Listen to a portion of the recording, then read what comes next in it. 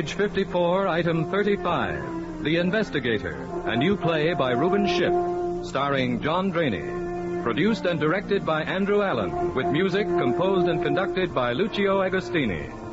The concluding broadcast of Stage 54, The Investigator, by Reuben Shipp.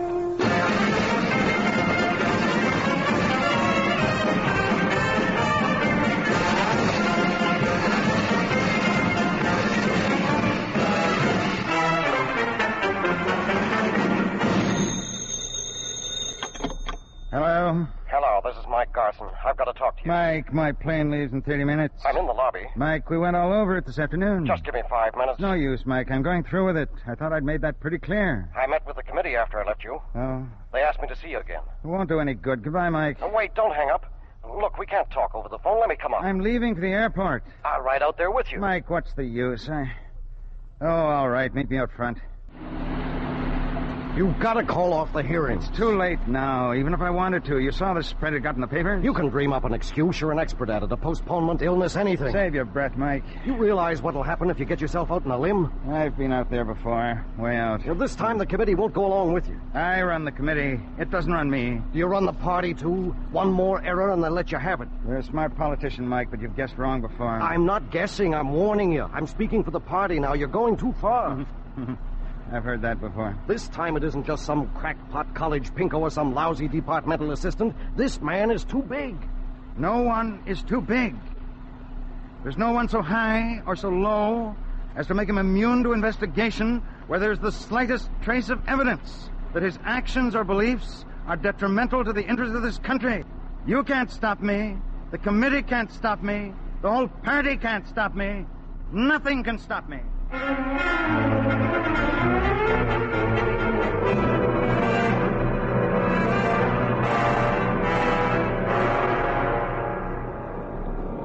Oh, stewardess. I'll be with you in a moment, sir. Fasten your safety belt, please. Fasten your safety Your belt. attention, please. This is Captain Jarvis, Chief Pilot speaking. We have developed some trouble in one of our starboard motors, but there is no cause for alarm. However, we are bucking severe headwinds and having difficulty maintaining altitude. I have decided to turn back rather than continue with one motor not functioning. Thank you. Oh, miss. Yes, sir. I must send a wire. You'll have time to do that at the terminal, sir. Oh, that'll be too late. I'll write out my message, and you ask the pilot to radio it back to the terminal and ask them to send it. I'm afraid that's impossible. No person. You know who I am? Yes, sir, but no exceptions. What is your name? I'm Miss Davidson. This message concerns an investigation I'm conducting. It is of the utmost urgency. Oh, I don't doubt that, You sir. acknowledge the importance of my message, and yet you refuse to convey my message to the pilot. It won't do any good, sir. You realize that only one interpretation can be put upon your refusal, Miss Davidson. I'm very sorry, It sir. seems to me that you're deliberately obstructing an official investigation that is of vital concern to every loyal citizen of this country. No, sir. But the regulations... Miss Davidson, your uncooperative attitude can only cast the gravest doubts on your own loyalty, Miss Davidson. I'm only doing my job. I'll speak to the pilot if you wish. We're on fire!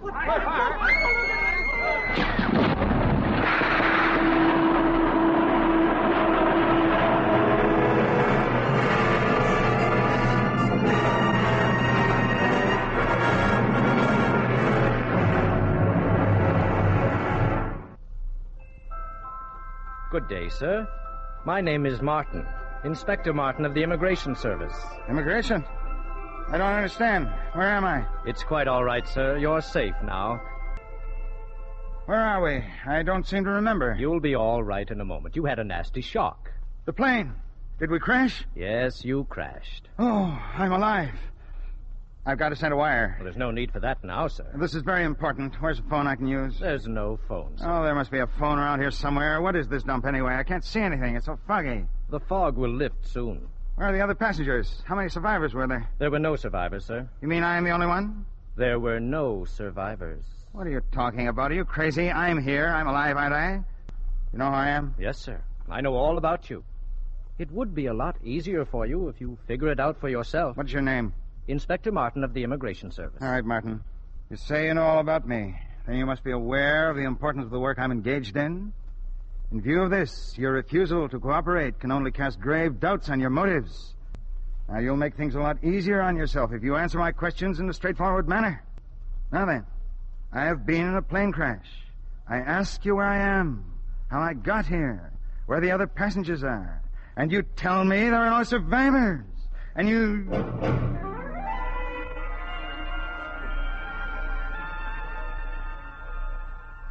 Oh, I see. Yes, and the fog has lifted, hasn't it?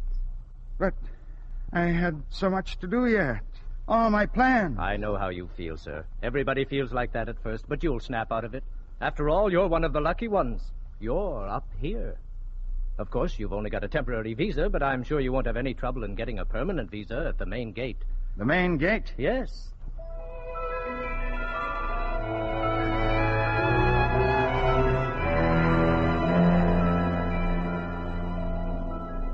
Well, it's about time, Martin. Sorry I'm late, sir. I was delayed at the border. You're always delayed at the border, Martin. Why don't you tell these immigrants where they are right off, instead of beating around the bush? Well, I found it's better to break it gently. Regulations don't forbid it. I know all about regulations. I've been gatekeeper for a long time. You young fellows think just because you've got civil service jobs you can get away with anything. When I started in the immigration service, we had to keep on our toes, believe me. I don't know why I stay on this job. No efficiency, no cooperation. I ought to hand in my resignation. But I won't. I won't give some people the satisfaction. Sir, I have an applicant here. Oh, yes. Here's the file, sir. Applicant for permanent entry, 578-293-BO21. Welcome. My name is... Yes, I know who you are. It's all down here in the record. Now, if you'll just sign this... What is this document? Standard form, application for permanent entry. Sign right there. There you are. Fine. Martin will show you to your quarters. This way, sir. Just a minute. Why are we going this way? Isn't that the main gate over there? Oh, you can't go through that yet. Why not? I signed that document. Well, that's just an application. Before you can go through the main gate, we've got to investigate you. Investigate me? You'll be investigated thoroughly by the Permanent Investigating Committee on Permanent Entry. I'm the chairman. And what happens if I do not get a clean bill of health from this committee of yours? In that case, it means deportation. Deportation? To where? Why, down there. I want to state at this time, most emphatically, that I refuse to submit to any investigation by any committee whose members, for all I know, may be completely unqualified to pass judgment on me. My good sir, are you questioning the integrity of my committee? I make no allegations. I am making a statement on policy. But you've got to be investigated. I raise no objections to investigation. In fact, I welcome an investigation. My record is clean. Before I do so, however, I must be satisfied as to the competence of that body. If you will submit to me a list of the names of persons eligible to sit on this tribunal, together with a list of alternate nominees, I will inform you of my approval or disapproval in each individual case, and we can then determine the composition of the committee. My dear sir, you can't select the committee that's going to investigate you. That's unheard of up here. No, it's not unheard of where I come from. I assure you that I have no wish to disrupt the work of your committee. I am merely making this request in order to provide a safeguard which will guarantee fair play and justice. Nor am I attempting in any way to put any pressure of any kind on either you or the members of your committee. However, may I point out that your refusal to even consider it might be construed wrongly and might lead to speculation that certain members of your committee fear that their impartiality might be challenged. You're listening to a satirical play called The Investigator, first aired on CBC Radio in May 1954. I'm Michael Enright. May we enter? Why, certainly. Forgive the intrusion. My companions and I come here on a matter of grave import. Come right in. My name, sir, is Oates, Titus Oates, Doctor of Philosophy. This is a rare privilege. I've read about your career with great interest, Dr. Oates. In a certain sense, we pursued the same line of endeavor as did my companions. May I present Torquemada, Inquisitor General of the Spanish Inquisition? I am honored, sir. I am very happy to make your acquaintance, Mr. Torquemada. And this is another distinguished member of our profession, so to speak, Mr. Cotton Mather, formerly of Salem, Massachusetts. I bid you welcome, sir. Cotton Mather. Well, this is a privilege. And this gentleman is the distinguished jurist, Baron George Jeffreys. How do you do, Judge? Your servant, sir. I see his lordship's name is not as familiar to you as that of Torquemada Mather.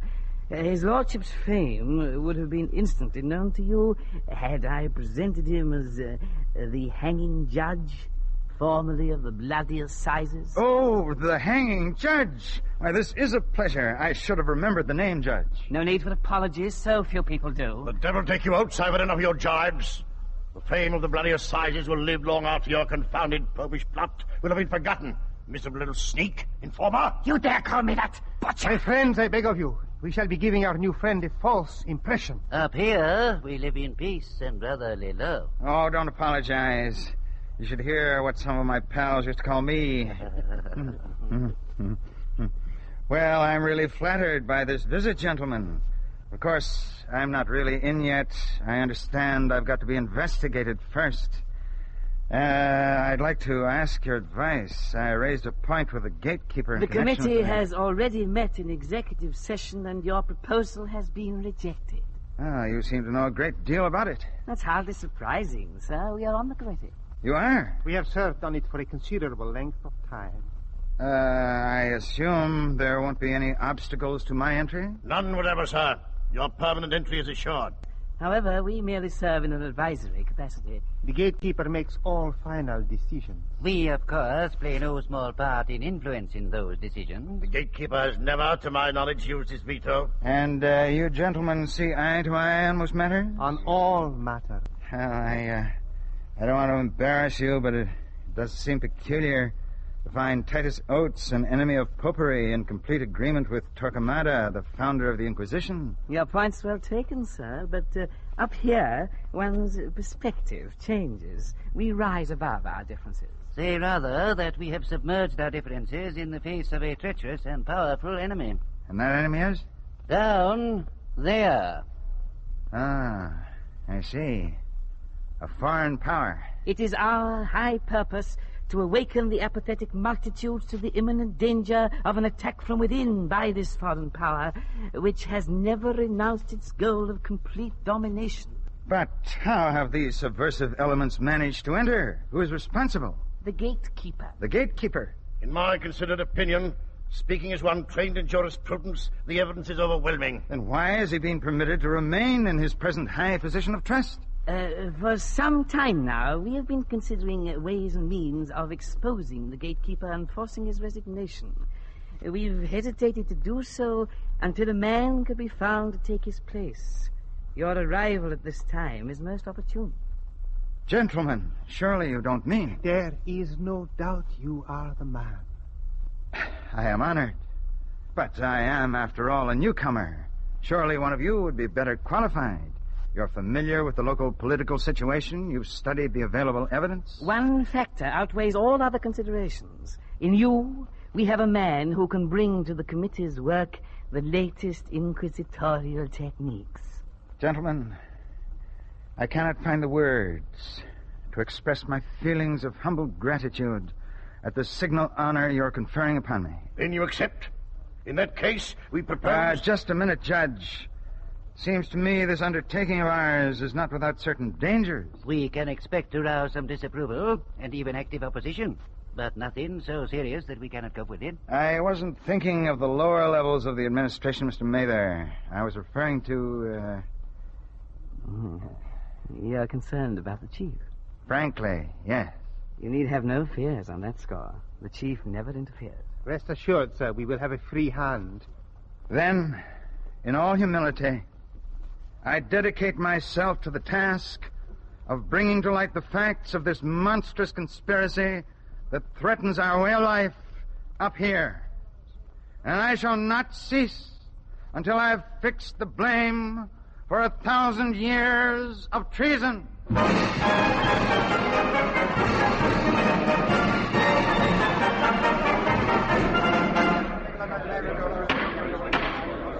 The committee will come to order. We have before us an application for permanent entry. Is the applicant present? I'm ready. There are a number of rules Mr. governing Chairman. the conduct of these Chairman. hearings. It is our Mr. purpose on this committee... Point of order, Mr. Chairman. Sir, I was about to inform Sir, you I believe of my the point rules. of order takes precedence. As I understand it, the point of order is usually Chairman. raised in connection with procedure. Point of order, Mr. Chairman. Since I have not yet informed you of the rules, I fail to see how a point of order... Mr. Chairman, my is... point of order is not raised in connection with rules of procedure. It goes much deeper than that. The competency of this committee to conduct an investigation. Sir, you have raised Please a point... do not interrupt. But the committee has already Chairman. considered your proposal. Mr. Chairman, I must insist that I be allowed to finish my point of order without interruption from the chair. Oh, very well. Today, I am prepared to bring specific charges concerning the fitness of a certain member of this committee to sit in judgment upon me or any applicant. That is a very serious charge. Mr. Chairman, may I suggest you ask me against whom these charges are being preferred? Yes, I was about to do so. Against whom are you preferring these charges? I bring these charges, which if proven, and I have no doubt that they will be fully substantiated, in which event the member of the committee who has been found to be derelict in his duty should be removed from this committee. I think you'll agree to that, Mr. Chairman. Certainly. Any member who's been proven to be unfit to serve on this committee will not be allowed to continue to sit upon it. But will you please state against whom you are bringing these charges? Against the chairman of this committee, the gatekeeper. You charge me with unfitness? That is preposterous. Chairman. It's ridiculous. It's completely Mr. out Chairman, of order. Mr. The Chairman. applicant will be seated, and the hearing in his case will proceed. Mr. Chairman. You are out of order. Mr. Chairman. You are out of order. Mr. Chairman, I cannot accept that ruling. You stated just now, did you not, that any member of the committee who is proven to be unfit will be removed? Yes, I did. However... The statement carried the clear implication that charges of such a nature, in order to be proven or disproven, must first be fully heard. Yes, in the and sense... yet, when you learn that these charges are directed against yourself, you refuse arbitrarily to even hear these charges. Now I ask you, sir, was your first statement a true statement of the position of this committee with respect to the airing of charges of unfitness in connection with any member and his consequent removal from this committee in the event such charges were found to be true? And if it is true, then is your second statement to the effect that I am out of order in preferring charges against you consistent with the first statement alluded to? Or did you mean in your earlier statement to exclude yourself from the category of members against whom charges can be preferred? And if that was the meaning of the statement, upon what precedent do you base such a flagrantly improper ruling? Well, I don't follow your question. Oh, now, come, you know that's a perfectly simple question. The first statement? Or were you lying? How dare you accuse me of lying? Then it was true. It most certainly was. Then how do you reconcile it with your present position? I merely stated... You must realize that it cannot be reconciled, unless, of course, you were deliberately creating a false impression. I deny that. I was stating the truth. I'm glad to hear you so positive about it. If, as you say, you're telling the truth, then you do not, in fact, you cannot refuse to consider charges against any member of this committee, including yourself. Are you refusing now to allow me to air these charges? No, of course not. That would not be consistent. I concede that. But I am objecting on grounds of proper procedure. I am the chairman of this committee. You now propose to investigate me. Clearly, as long as I am in the chair, it would be most improper. I agree completely. Mr. Chairman. Yes, Dr. Oates? May I suggest that the matter would be expedited in the interests of propriety best served if you were to relinquish the chair temporarily while these charges are placed before the committee. Would this be satisfactory to the applicant? I have no objection whatsoever. Well, it's completely without precedent. However, if it will expedite matters... Dr. Oates, will you take the chair? I shall consider it a privilege. Most unusual. You may proceed with your charges. I wish to call as my first witness Inspector Martin of the Immigration Service. Inspector Martin, I have just a few questions. I'm sure you can answer them quite easily. Were you the officer who conducted me to the gatekeeper's office yesterday? I was. Isn't it a fact that the gatekeeper stated at that time that there was gross inefficiency in the Immigration Service? Well, what he meant was... I'm not asking you what he meant. Confine yourself to the facts. Is it a fact that he said there was gross inefficiency? Well, yes, he did, but... Those were his exact words, gross inefficiency. He did use those words. In reference to the Immigration Service, of which he is the head. Yes, but if I may say There's no need for statements. Confine yourself to answering my questions. Now then, did he also make a statement at that time to the effect that the way things were going in the Immigration Service, you can get away with anything nowadays? I think he said something like that. You think? Isn't it a fact that those were his exact words?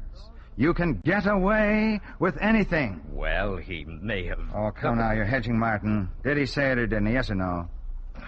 Yes, he used those words. Did he also make a statement to the effect that he feels unable to cope with the disorganized state of the Immigration Service and that he felt he should hand in his resignation? Is that true?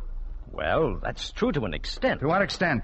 He complained about the disorganization of the service? Yes. And he made a statement about handing in his resignation? Yes, he did. Then your answer to my previous question, which was, that's true to an extent, was not a completely truthful answer. Well, if you want to put it that way... I am putting it that way. Your answer to my question as to what extent the statement I attributed to the gatekeeper is true should have been that it isn't entirely true.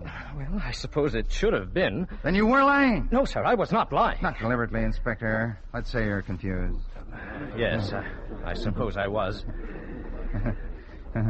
On reconsidering the question, then, and take all the time you want before you answer, you would say that it is entirely and completely true that the gatekeeper made all the statements attributed to him. Please answer the question. Yes, it is entirely true.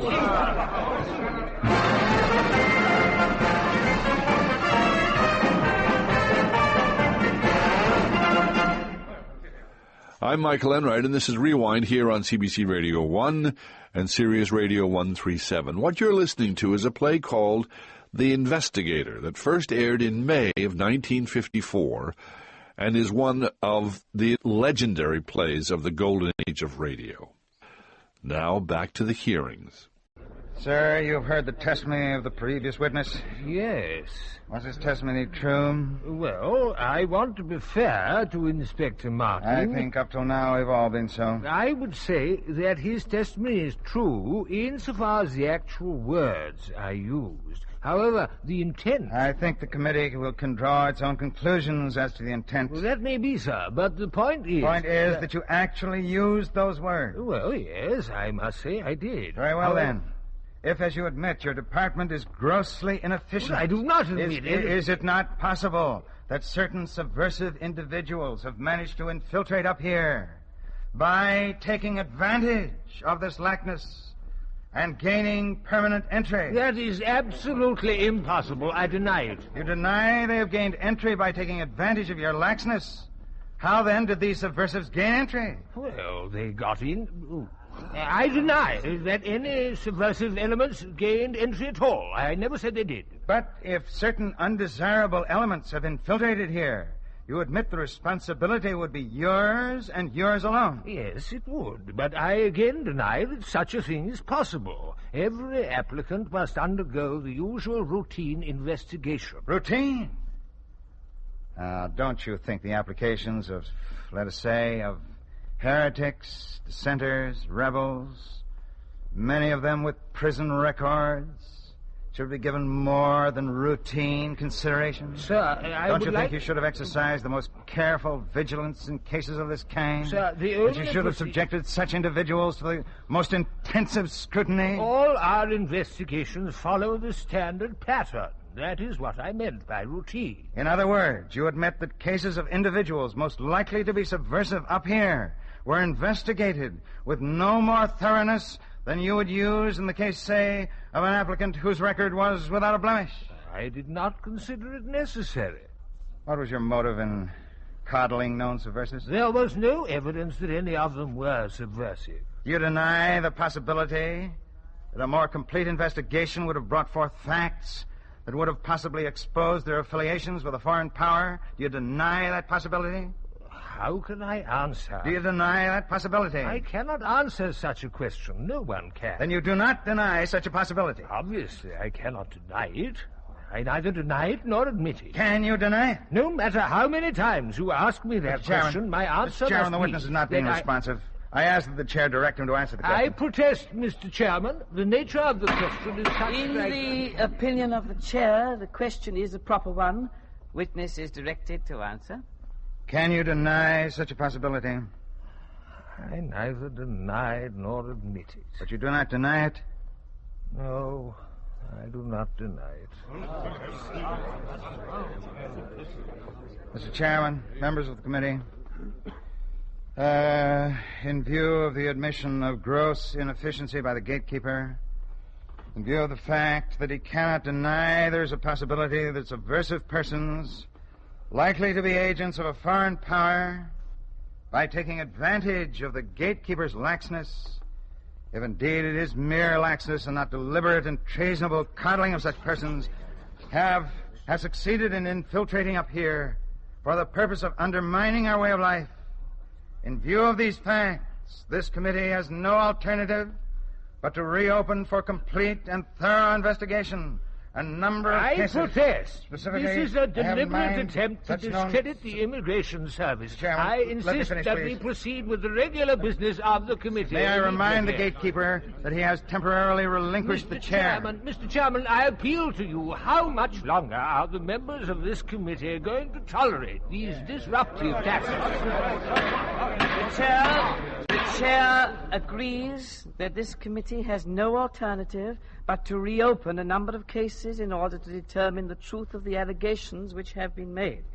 It therefore I will not be a party to any such undertaking. I will resign first. If the gatekeeper feels that this is the only honorable course open to That is exactly how I feel. I'm resigning. You hear? I resign. I resign.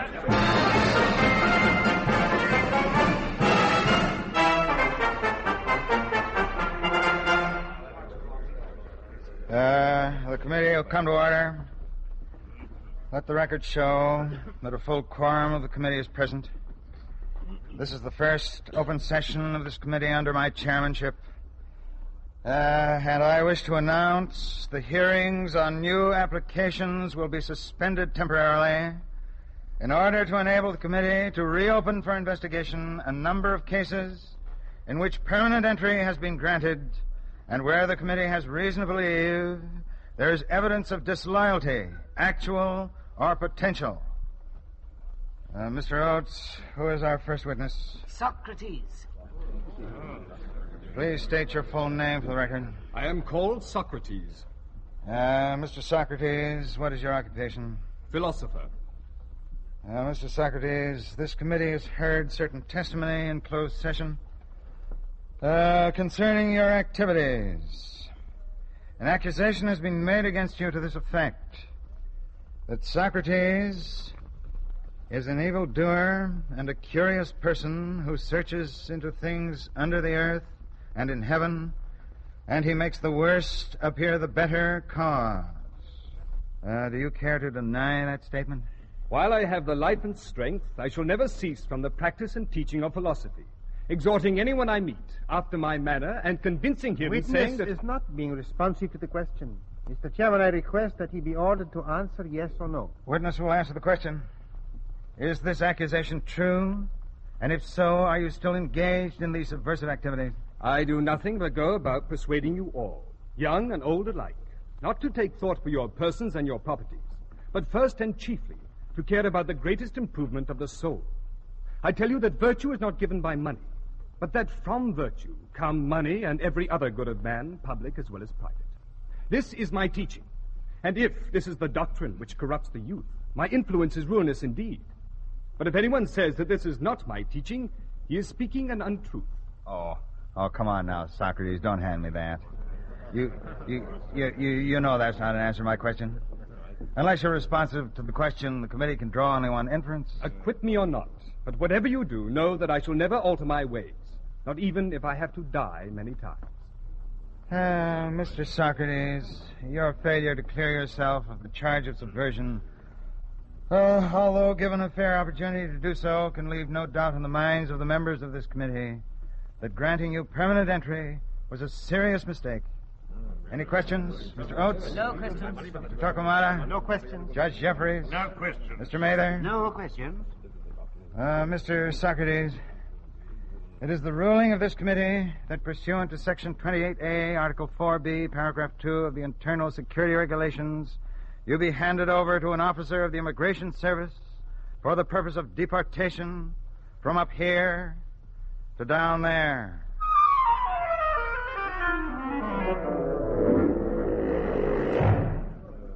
Mr. Oates, do we have another witness? We do. All right. Please state your full name. Thomas Jefferson. Your occupation? President. Did you engage in any other occupation, Mr. Jefferson? I was a gentleman farmer. I'm not referring to that. Is it not a fact that you were an active revolutionary? Mr. Chairman. That, in fact, you were one of the leaders of a movement which had as its aim the overthrow of established government by force and violence? Mr. Chairman, when in the course of human events it becomes necessary for one people to dissolve the political bands which have connected them with another. Come on now, Tom. You know you're stalling. Just answer the question. You don't have to make a speech. Mr. Chairman, perhaps if you made the question more specific. We all want to be fair to Mr. Jefferson. Yes, your point is well taken, Mr. Oates. Mr. Jefferson, I hand you a statement purported to have been made by you in a letter to a Mr. William Stephen Smith. Will you read it, please? What country before ever existed a century and a half without rebellion? The tree of liberty must be refreshed from time to time with the blood of patriots and tyrants. It is its natural manure. Did you or did you not make that statement?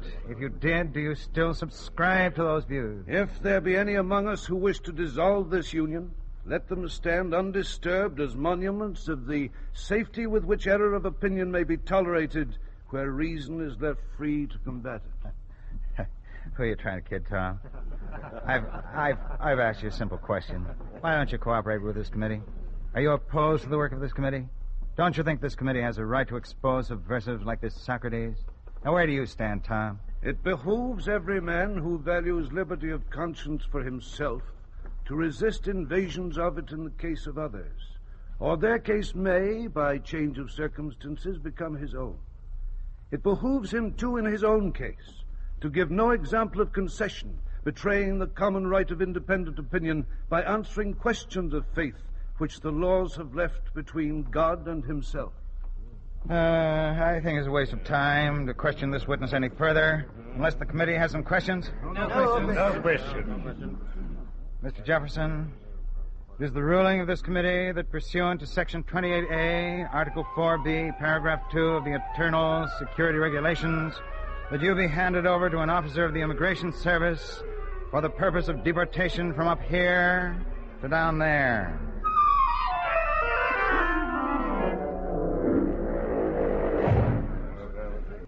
Do you have another witness? Yes, we do. Then we'll proceed. Please state your full name. John Milton. Occupation? Poet. Have you ever engaged in any other activity, Mr. Milton?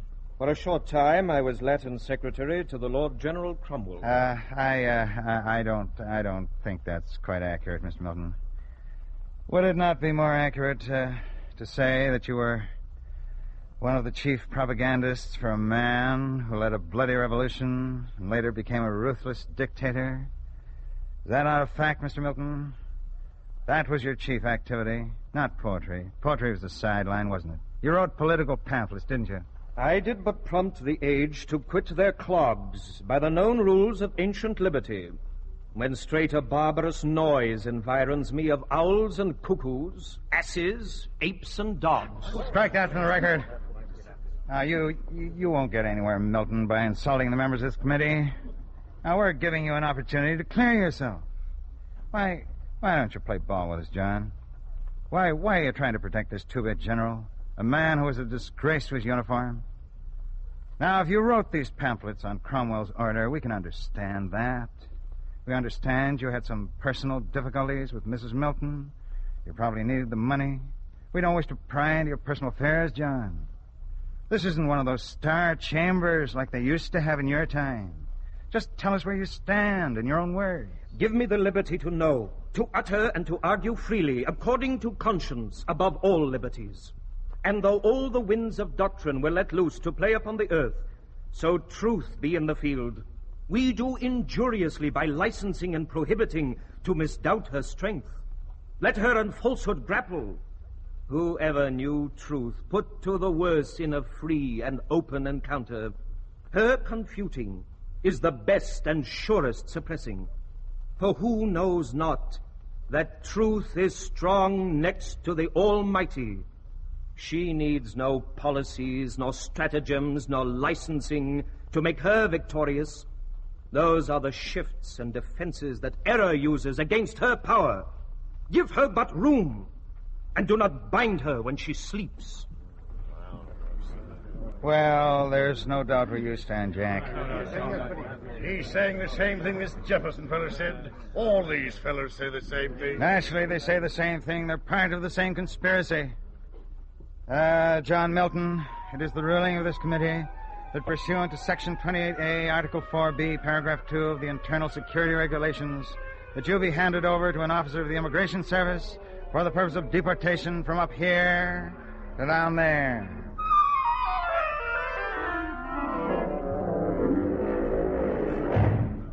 William Lyon Mackenzie. The drama to which you are listening is called The Investigator, and it first aired on CBC Radio in May 1954. I'm Michael Enright. Let the farmer leave his husbandry, the mechanic his tools, and pour forth your gallant population animated by the pure spirit of liberty. Be firm and collected. Be determined. Be united. Never trifle with your rights. Strive to strike corruption at its roots. To encourage a system calculated to promote peace and happiness. To secure as our inheritance the tranquil advantages of civil and religious freedom, general content, and easy independence. Francois-Marie Arouet de Voltaire. Liberty of thought is the life of the soul. John Stuart Mill.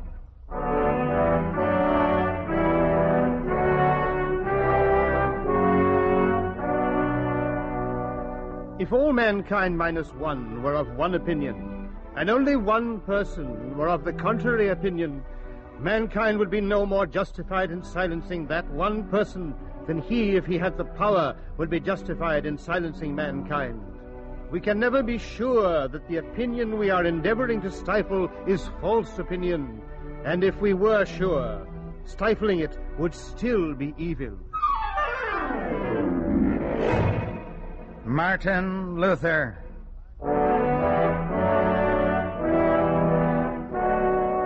It is neither safe nor prudent to do aught against conscience. Here stand I cannot do otherwise. Baruch Spinoza.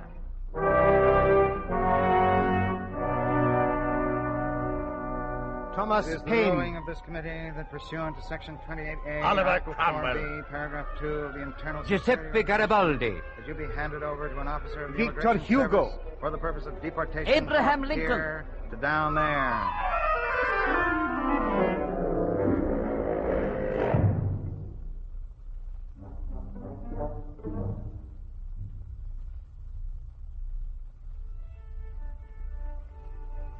Good morning, Ludwig. Good morning, Wagner. And how are you this morning, Johann Sebastian? Quite well, thank you. Have you heard what happened yesterday at the Investigator? Please, Johann, no politics. Our little club is devoted solely to music. Shall we try the new quartet? Chopin is not here yet. Yes, I'm afraid he will not be coming here anymore. Why not? I have taken the liberty to ask him to resign. How could you do such a thing, Richard? We have played with Frederick for ages. I hated doing it. He is a fine musician, but we must be realistic. There have been certain rumors about Frederick. I don't believe them, of course, but in his youth he had certain political tendencies. And even some of the titles of his compositions, like the Revolutionary Etude, well, I thought it would be safer not to be associated, just until this blows over. And now, the quartet. How can we play the quartet? There are only 3 of us. I have invited someone to take Chopin's place. A fine pianist, a great musician. Oh, Liszt? No. He was a friend of Chopin. Schubert? Oh, no. He was a friend of Liszt. Then whom did you invite? Otto Schmink. Otto Schmink? I have never heard of him. That is exactly why I have chosen him. No one has ever heard of him.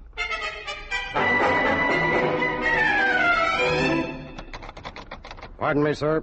That door is locked. But this is my laboratory. It has never been locked before. Sorry, sir. Orders. But I'm engaged in important research. My orders are that you are to be refused admittance. Why? You're a security risk.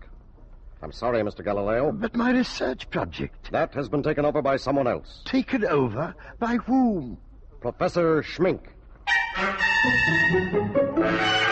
Oh, blithe newcomer, I have heard.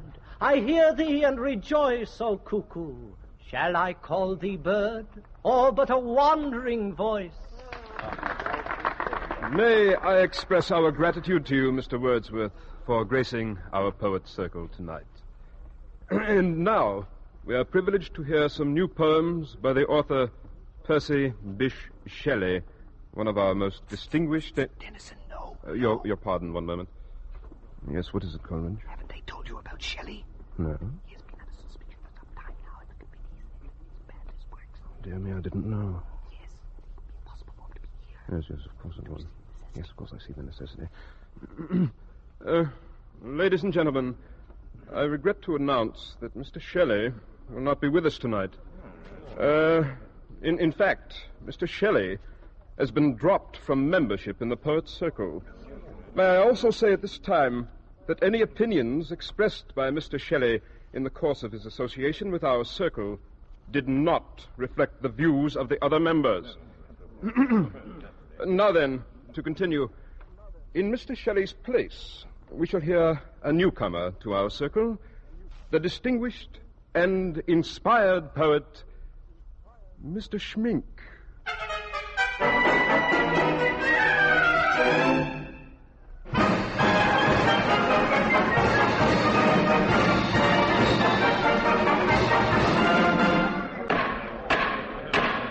Galileo.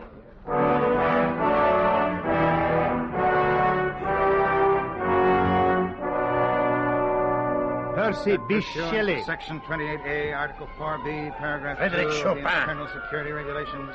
Ludwig van An Beethoven. officer of the Immigration Service. Johann Sebastian Bach.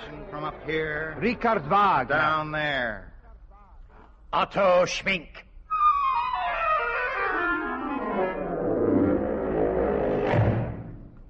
Is that you, Oates? Yes. Oh, come in. Oh, I must talk to you. I've just been going over the list of tomorrow's witnesses. Small potatoes. Can't we jazz the hearing up with a few names? I don't want them to think we're scraping the bottom of the barrel. What's the matter with you, Oates?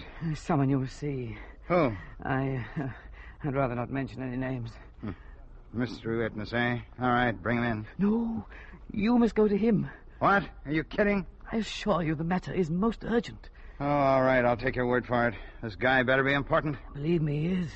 Come just outside the main gate.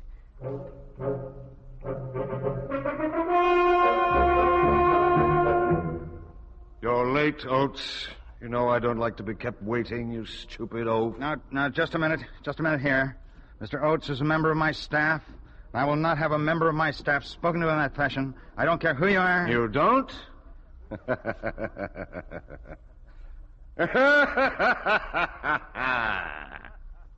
Oh, I see. Oates, we must watch what we say. How do we know this conversation isn't being recorded? You have my word of honor as one gentleman to another. What do you want? You must stop these investigations. Are you giving me orders? Apparently you have some hold over Oates, but you're not running my committee. If you think you can put pressure on me... Stop this orgy of deportation. Stop sending those crackpot reformers down there. I will make no deal. But you don't know what's been going on. Jefferson and Milton are calling for a Congress. Martin Luther and John Stuart Mill are making speeches about the rights of the damned. Cromwell and William Lyon Mackenzie have recruited a lost souls militia. That madman Socrates keeps asking me if I know what virtue is. Me! And that lunatic Karl Marx. Which Karl Marx? How should I know? There are hundreds of them all over the place. Remember those pamphlets you handed them at their hearings? They took them with them when they got deported. They printed thousands of copies. And you know what their slogan is? Workers of the underworld, unite. You have nowhere to go but up. Now they've gone and organized a union. And they have the gall to want me to negotiate with them. Before I do that, I'll see them in... I can't cope with it. Stop the investigations. You're bungling it. There are ways of doing these things. Are you criticizing my methods? At first, they didn't take you seriously. Good. Then they began to be frightened. Good. They kept their opinions to themselves. Good. They stopped joining clubs. Good. They informed on their friends. Good. But you went on and on and on. Now they're beginning to ask themselves, maybe I'm next. Where will it lead to? Nowhere. After my next hearings, they won't dare open their mouths. When I started, I said that I wouldn't rest until I had fixed the responsibility for thousands of years of treason.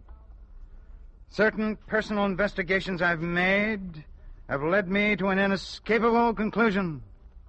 Oates, you will issue the subpoena immediately. For whom? Who do you think? The chief.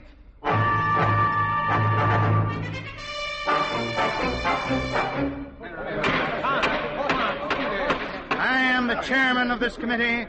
I will decide who is to be investigated. But you should have consulted the members of the committee before... The subpoena has already been issued. You must quash it. There is no point in further discussion. There is still time. The subpoena will not be quashed. This is madness. You cannot investigate the chief. You've gone too far. There is no one so high as to be immune from investigation where there's the slightest...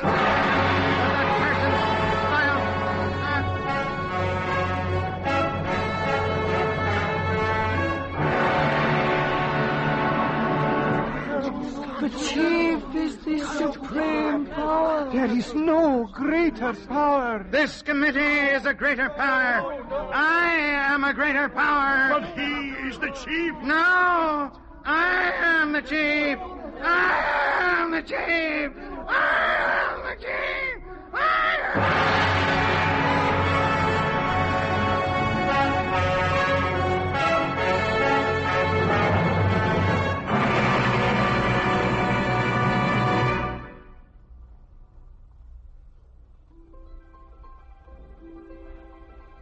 Good morning, sir. Good morning, Martin. Lovely morning, isn't it? Beautiful. Glad to see you back on the job, sir. Thank you, Martin. It's good to be back. Well, it's all over and done with. Now we've got to look ahead. We're going to have our work cut out for us. All these people to be relocated. Oh, dear, when I think of the paperwork alone. Oh, Martin, I have an interesting assignment for you. I think you're going to enjoy it. A relocation? No, a deportation. I see. Here's the file, and let us hope this is the last deportation we shall ever have.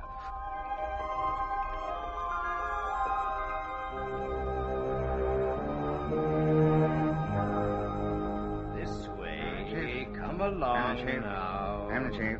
Just follow me. That's the question. Let me Take finish, it please. easy. That's right. I know. I'm this the chief. way now. Come I'm the along. chief. Just a little That's some farther. question. Just answer yes or no. That's Strike that. Second. I was expecting you, Inspector Martin. Point of order. And your charge. Pursuant to Section 28A, Article 4B, Paragraph 2 of the Internal Security Regulations, I now hand over to you rejected applicant number 578293021. That is all. I'm the chief. Not quite, Inspector.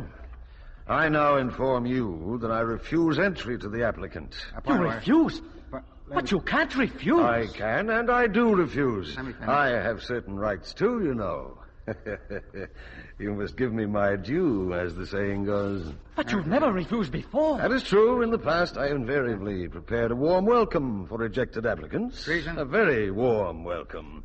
But I will not have him set foot on my territory. That is final. But I can't go back with him. What am I going to do? May I suggest you look up Article 35C, paragraph 4A. Article 35C. Chairman. Paragraph 4A. That's right. Here it is. In the event that rejected applicant is refused entry down there after deportation, the inspector in charge is required to return said applicant to his place of origin at the point where applicant first crossed the border. I'm Chief. Exactly.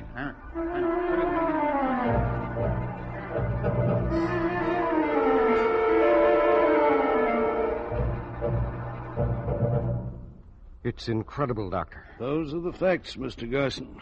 He was the only survivor? No doubt about it. Are you a close friend, Mr. Garson? Yes, I am.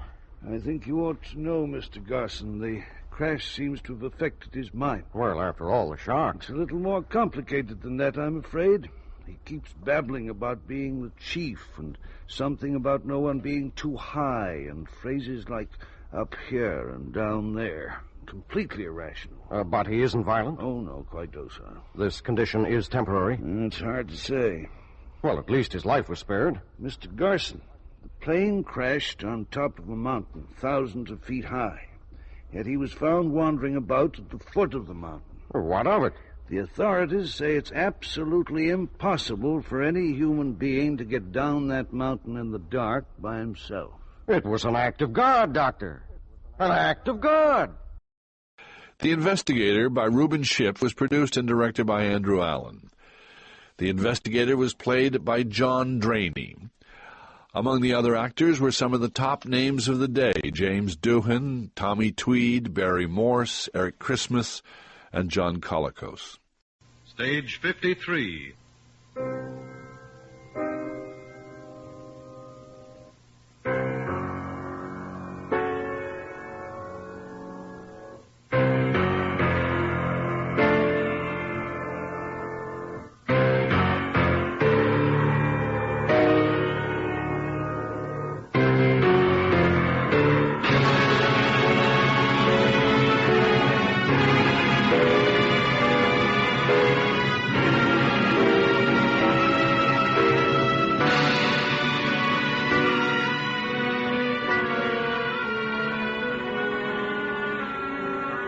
Stage 53, Item 16, A Sense of Sin, a new radio play written and produced by Andrew Allen, based on his own stage play, Narrow Passage, starring Pat Arthurs, Bud Knapp, and Christopher Plummer.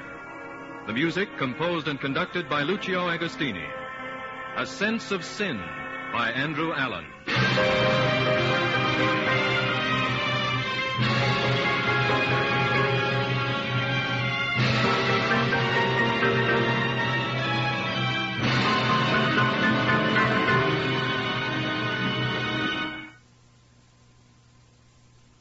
Although Grantville, Ontario, calls itself a city, its population never seems to exceed 11,000.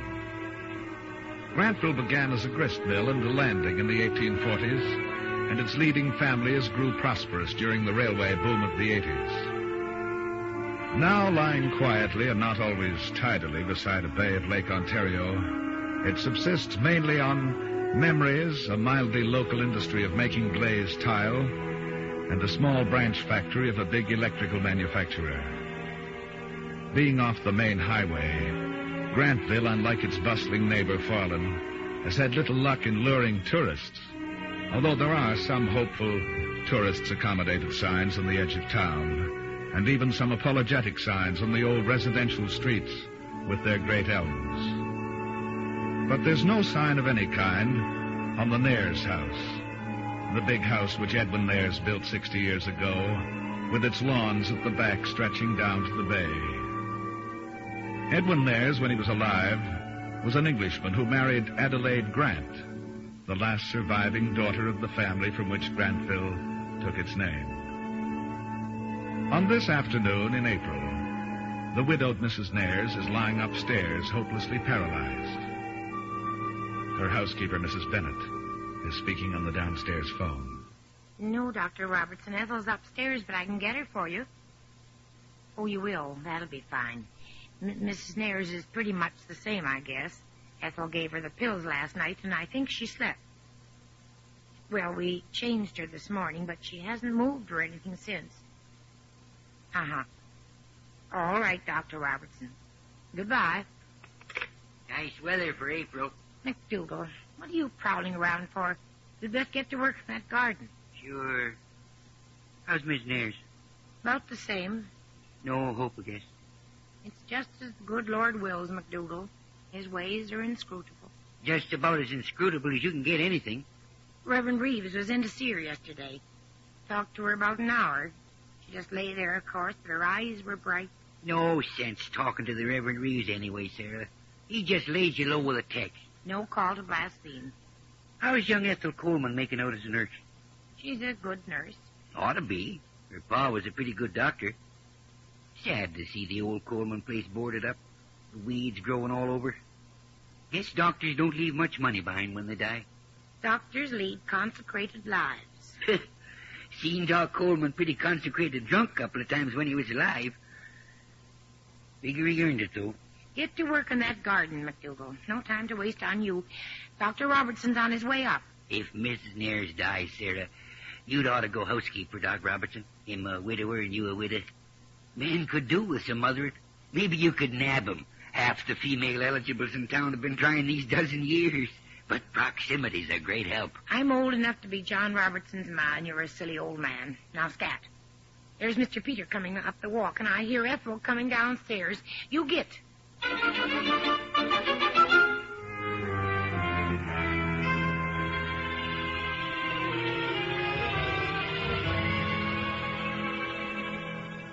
Hello, Ethel. Peter, where have you been? I've been worried about you. Worried? What for? I just took a drive, that's all. You didn't have any money. You left it on your bed. I found that out. Ran out of gas at the Pentland turn and had to leave the car. Seems my credit isn't good around here anymore. You've been away a long time, Peter. That peculiar Nares boy went off to New York to study music. How's Mother? No change. No change. Peter, why don't you ever work at the piano? It was tuned for you when you came back from New York, but you never touch it. Hardly seems proper, Ethel, to be twiddling away at a piano with my mother upstairs dying. Twiddling? Peter, you're an important musician. Who says so? Your mother's dearest wish was to see you realize your genius at the piano. It was a big sacrifice on her part to send you to New York. Don't you think you might try to make some return? Would you think it would give her pleasure to hear you practicing down here? Oh, very well for you to talk, Ethel. You're used to sick rooms and dying people. But in an atmosphere of this kind, I just can't work, that's all. I'm sorry to hear that, Peter. Well, if it isn't Dr. Robertson. Thought you were made of better stuff. John, Peter's upset. Of course I'm upset. Why shouldn't I be? It's my mother that's dying, isn't it? Who said your mother was dying? Your mother's very sick, but I'm her doctor, and I don't say she's dying. You wired me she was dying. That's why I came back. You sound as if you want her to die. John! All right, suppose I do. You think it's fun to watch her disappear by inches?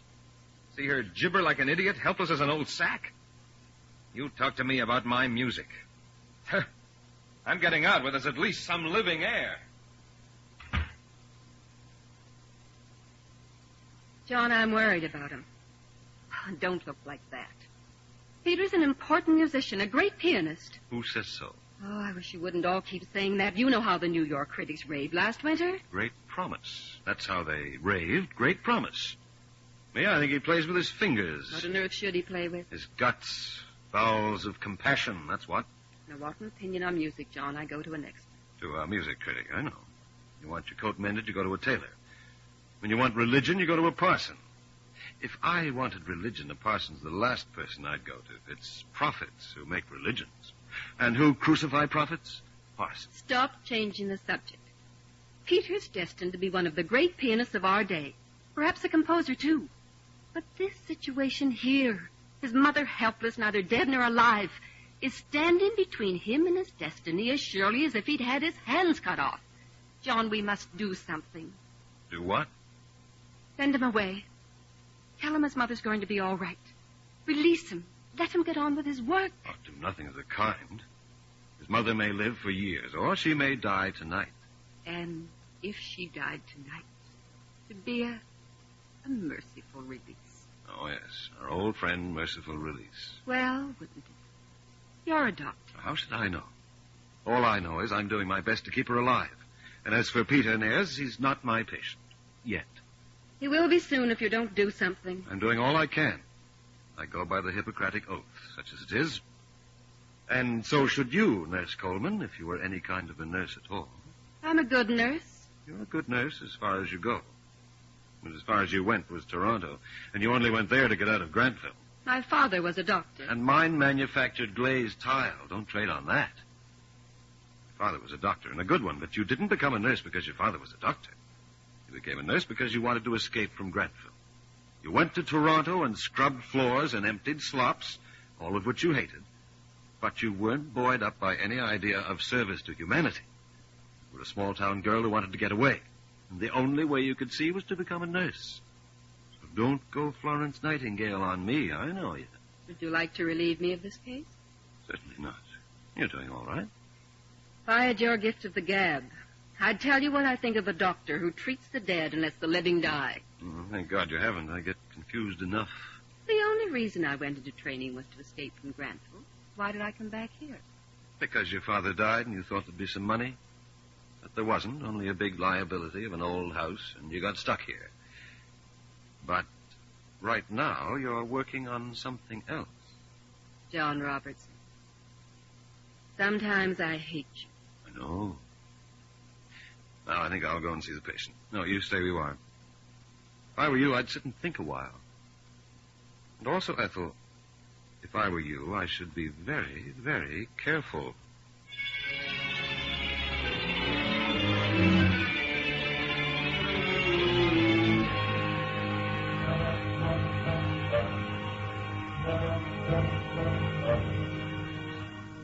I phoned Garvin's, Peter, and told them to tow the car in from the Pentland turn and fill the tank. When you want it, you can call them. They'll bring it up. Why, you always so good to me, Ethel. Sorry I was so rude to Doc Robertson. Edgy, I guess.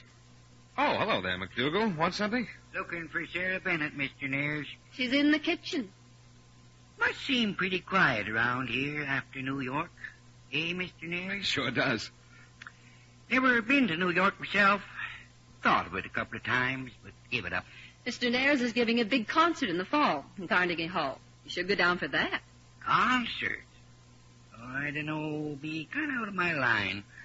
Even on the radio, I never listen to anything but news. Afraid I'd find that hard on the nerves, McDougal. Easy on the nerves. News is always bad, but after you hear it a few times, it becomes kind of familiar and you don't mind it. I suppose you can get used to anything. Anything. Hope you have a real pretty concert, though, Mr. Nares. Gotta find Sarah. I'm not giving any concert. Yes, you are. I've written a letter canceling it. I know. You're not going to mail it. Oh? How did you know I'd written a letter? It was on your bed. And you have a perfect right to read letters you find on my bed? The letter was lying open. Peter, I wish you wouldn't twist a perfectly normal desire to be helpful into something unpleasant. What did you do? Tear it up? No, I'm keeping it. Until you come to your senses and tear it up yourself. Ethel, I want that letter back. It's going in the mail. I'm not giving that concert. I'm not going to begin thinking about music again until this business here is over. As long as Mother's lying up there the way she is, there's no earthly use prattling about music. Get it through your head. Let's just forget about my career and any little talent you may think I have. A horrible thing that has happened upstairs simply doesn't go with music or art or any of the fine things people talk about. So just give me the letter. Now. Peter, will you do one thing for me? Will you wait until tomorrow before you mail it? What difference will tomorrow make? I don't know, but will you wait? If it'll make you feel any better. Trust me, Peter. You used to trust me when we were kids, remember? I banished you when you were hurt and stole apples for you and told lies for you at school. You were 3 grades ahead of me, though, don't forget. Everything you did was important to me. Everything that happened to you seemed to be happening to me. It still does, Peter. I was the one who made you do your piano practice when you wanted to sneak out and covered up for you and you did sneak out. I'm still doing it. Peter, I want you to know that every single thing you suffer because of your mother, I suffered too. Oh, Ethel, what am I going to do?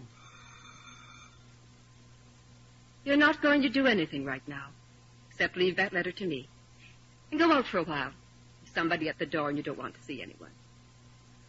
Dismiss everything from your mind, Peter. Leave everything to me.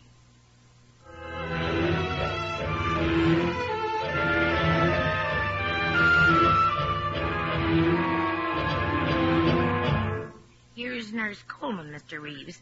It's the Reverend Mr. Reeves, Ethel. Ah, Miss Coleman, how do you do? And how is your patient today? Dr. Robertson's with her now, Mr. Reeves. And young Mr. Nares, is he at home? Gone for a walk. It is somewhat late for a call, but it was such a fine evening, and I was on my way back from the hospital. Will you be wanting supper, Ethel? Perhaps Mr. Reeves will stay. Oh, no, thank you, Mrs. Bennett. It's very kind of you, but my wife expects me. Don't bother about me, Mrs. Bennett. I'm not hungry. I'll fix something for Mr. Peter then, and myself. I'm hungry. Excuse me, Mr. Reeves. It must be a very distressing case, Miss Coleman. Yes. You haven't been in Grantville long, have you, Mr. Reeves?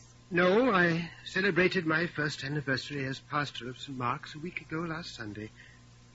I came here from Montreal. Why? I beg your pardon? Why would anyone leave Montreal to come to Grantville? One goes where one is called, Miss Coleman. To me, Grantville is a lovely little city. As you get older, you may learn to like it better. I don't want to learn to like it better. I've seen the people who grow old here learn to like it better every year. The Mrs. Bigelow, for instance, who ran the tea room. Fine old family. Attractive girls when they were young. But a pair of drab old spinsters when I knew them. Lively as crickets and pathetic as... Yes. You have always lived here, Miss Coleman? Except when I was training. Comparatively, Grantville is not a large place, but greatness is not measured by size. The prophet Zechariah has warned us not to despise the day of small things.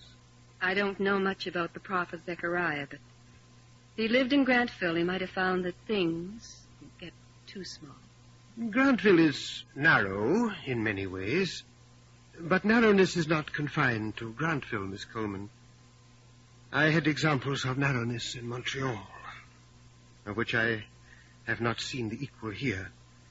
I dare say young Mr. Nares could tell of a kind of narrowness even in New York. Ah, Dr. Robertson. Oh, good evening, Mr. Reeves. Pastoral call? In a way, Doctor, but I suppose... I don't think there's much point in seeing Mrs. Nares right now. She is sleeping? You might call it sleeping.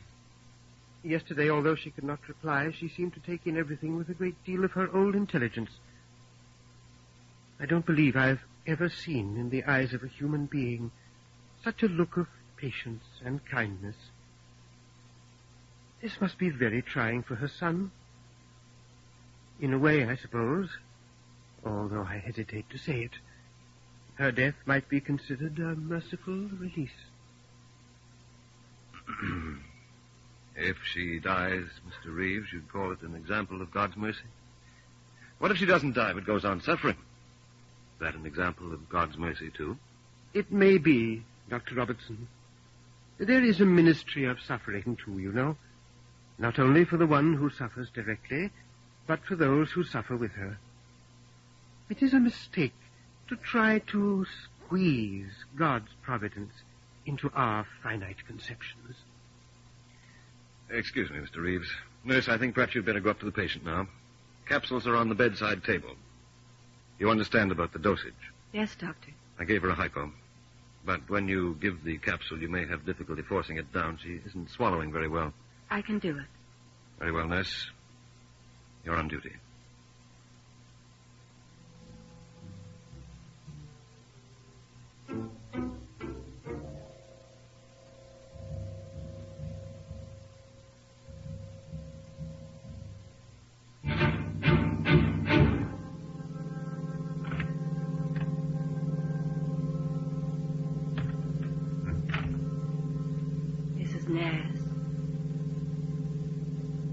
Mrs. Nares.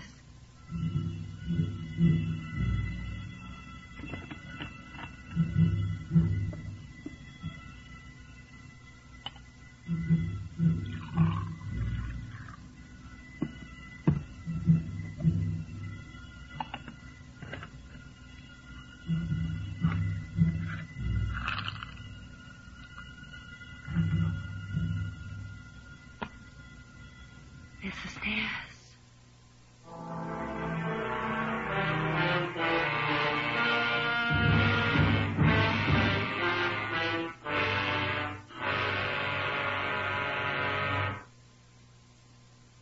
I must say, Doctor, Grantville seems to me quite a perfect thing of its kind.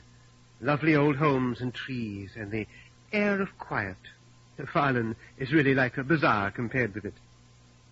The cult of bigness has grown quite absurd, you know. Because a thing is small, it is supposed to be a less good version of something which is big.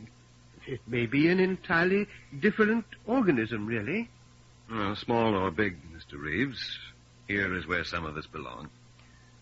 Our grandfathers were here. Every brick and clapboard means something personal. Mrs. Bennett belongs here, so do I. And Mrs. Nares. And young Mr. Nares? And Miss Coleman? I don't know. May I give you a lift, Mr. Reeves? I'm passing your place. Thank you, Doctor. Oh, Doctor, I didn't realize you were ready to go. Mr. Reeves and I are on our way. Don't bother to see us out. I know this house as well as I know my own consulting room. Is there anything I can do? I don't think there's anything any of us can do. Good night, Mrs. Bennett. Phone me if you need me. Good night, Dr. Robertson. I do hope Mrs. Nares has a restful sleep. Good night, Mrs. Bennett. Good night. Good night, Mr. Reeves.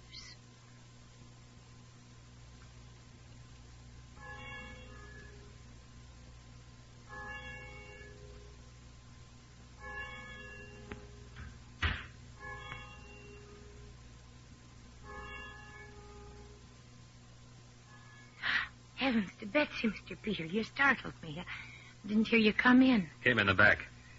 Didn't want to meet anyone. The doctor and the Reverend have just gone. Have you had supper? Not yet. Never mind. I thought I'd try the piano a bit. Haven't touched it for days. That would be nice. A little music.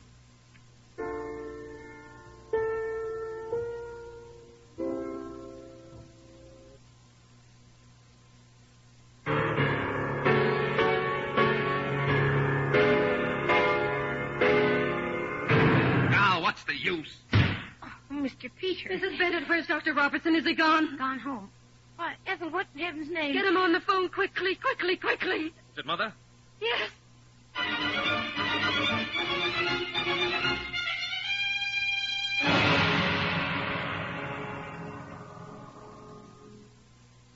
Peter, I'm sorry to have to tell you. Your mother is dead. My mother is dead? I'm terribly sorry. How long? When? Just now. Oh. I've been afraid of something like this all day. Peter.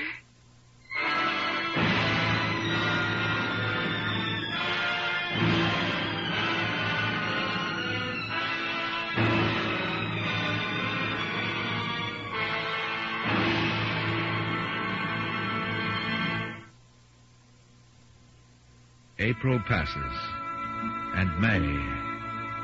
It's in May that Peter Nares goes back to New York. Grantville dozes just as it's always done, under the heat of June and July. The old Nares house looks as if it were uninhabited. But Mrs. Bennett is still there, and McDougal still works in the garden. August comes, and with it a telegram from New York. Have made good time. Expect us by road after lunch. Peter. Driving, eh? Seems like. Expect us. I don't know who us is. Unless it's that agent of Mr. Peters, whatever an agent is. I fixed Ethel's old room for him anyway. Mr. Peter will have his own room, of course. You'll be glad to see Peter, won't you, Mrs. Bennett? Well, it's nice to open up the house again. It seemed awful cold and desolated since poor Mrs. Nares passed away. If it hadn't been for my sister from Brantford visiting me back in June, I'd have gone sort of mental alone here. Peter ever give you any idea what he intends doing about the place? No, Doctor. He sends my salary and McDougal's and tells me to let him know if anything's needed, that's all. Oh, heavens to Betsy, here comes Ethel. She wanted to be here when Mr. Peter arrived. I'll leave you to talk to her. I got a million things to do. Hello, Ethel. Oh. Hello, John. You dress? I like it. Thank you. I haven't seen you for a while. Quite a while. I was thinking that. How have you been? It's fine. You? Fine. Given up nursing? For the time being. I haven't had a case, you know. I know you haven't. You must have come into money. Dad left a little. You've gone on living in your father's old house? Only in the downstairs. I called a couple of times, but there was no answer. Oh? I didn't know. Sometimes the bell doesn't work. Work? Rang like a volunteer fire brigade. Perhaps I was out. Perhaps you were. Wonderful about Peter coming home, isn't it? Fine. It's just a holiday, of course. He has a big concert to prepare for in the fall, you know. Yes, I gathered. Means a lot to him. And to you? Well, of course to me. I've always been ambitious for Peter, and since his mother died, Since his mother died, there's been nothing to hold him back. I wasn't going to say that. I was going to say Peter realizes how much his mother always wanted him to succeed, and now, in a way, he must do it for her. You correspond much, you and Peter? We write. Guess I write more than he does, but then he's so busy, and really the last few months I've had nothing else to do. Then somebody has to hold him to the party line. You're not going to upset me today, John, aren't you happy? So am I. Full of midsummer spirits. Peter will always come back here from time to time. His roots are here. But his real life lies outside. There'll be concert tours and broadcasting and recording. There'll be Europe and South America and Australia and... But you never will understand these things, will you, John? I understand one thing, Ethel. The career is to be the career of Peter, but the life is to be the life of Ethel. Are you being deliberately nasty? I imagine so. I have to get rid of my repression somehow, and I'm not the guy who can rush to the keyboard and bang out the mazurka in E-flat. Here he comes. Here's a big convertible coming up the road, and Mr. Nears is in it. Are you sure, McDougal? Yep, positive. Sarah, here's your boss. Peter going in for convertibles now, eh? Big and flashy like an old refrigerator. There's a girl with him. What? There's a girl with him. Female girl. All kinds of excitement. It's Mr. Peter? Yep, driving a car out of one of the ads. Well, for pity's sake, let's go out onto the porch.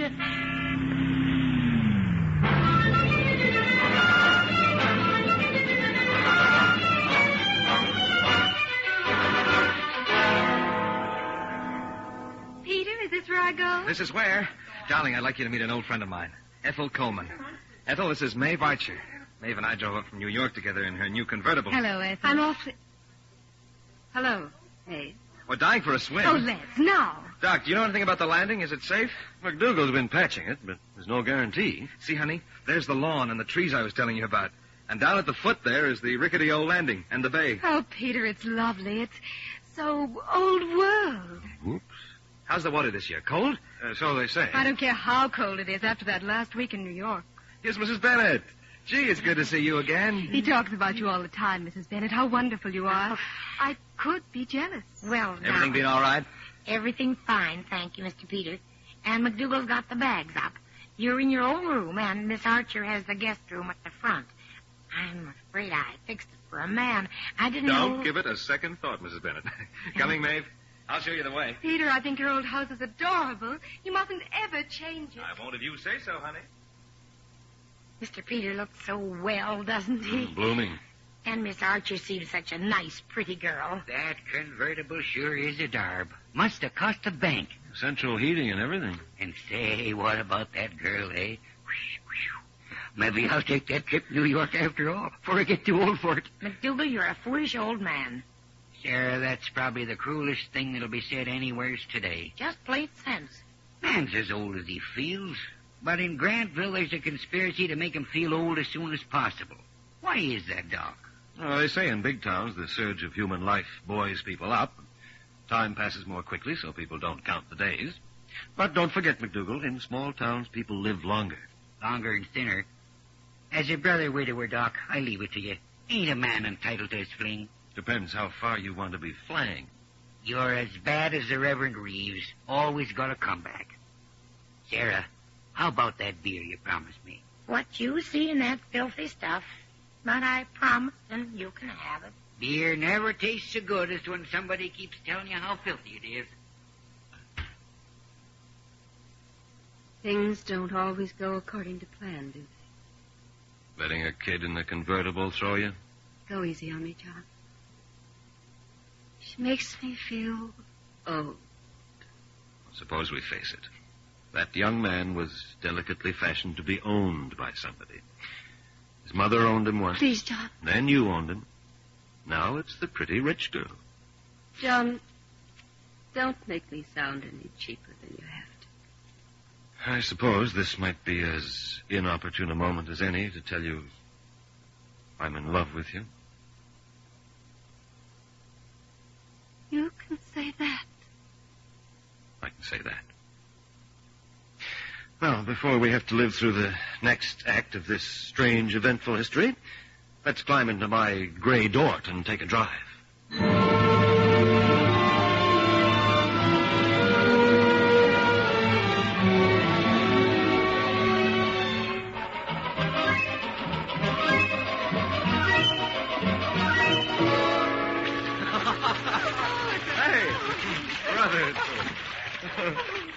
Ooh, Peter, I've had enough. Yeah, me too. Just a sec. Ah. Hey, just for that smack, I'm going to duck you.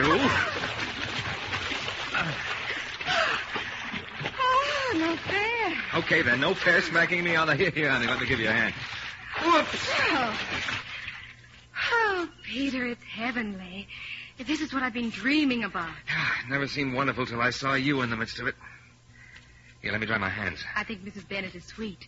Where did you find her? She's been here almost since ever I can remember. Since long before Dad died, which is over 15 years ago. Oh.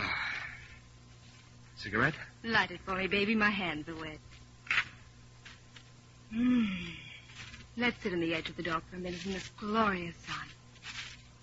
Glad you came? Yes. Kiss me. Ooh.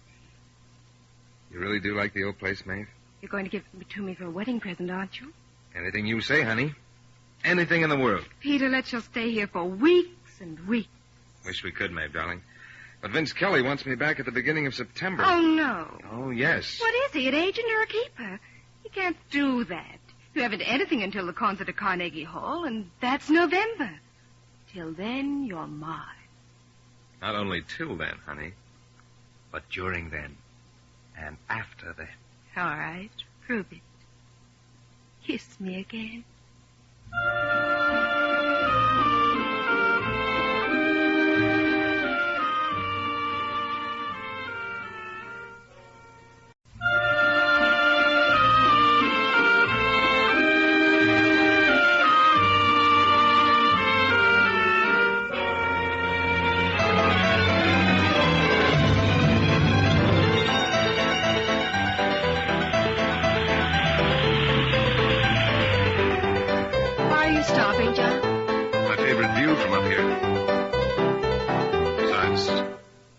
Something I want to ask you.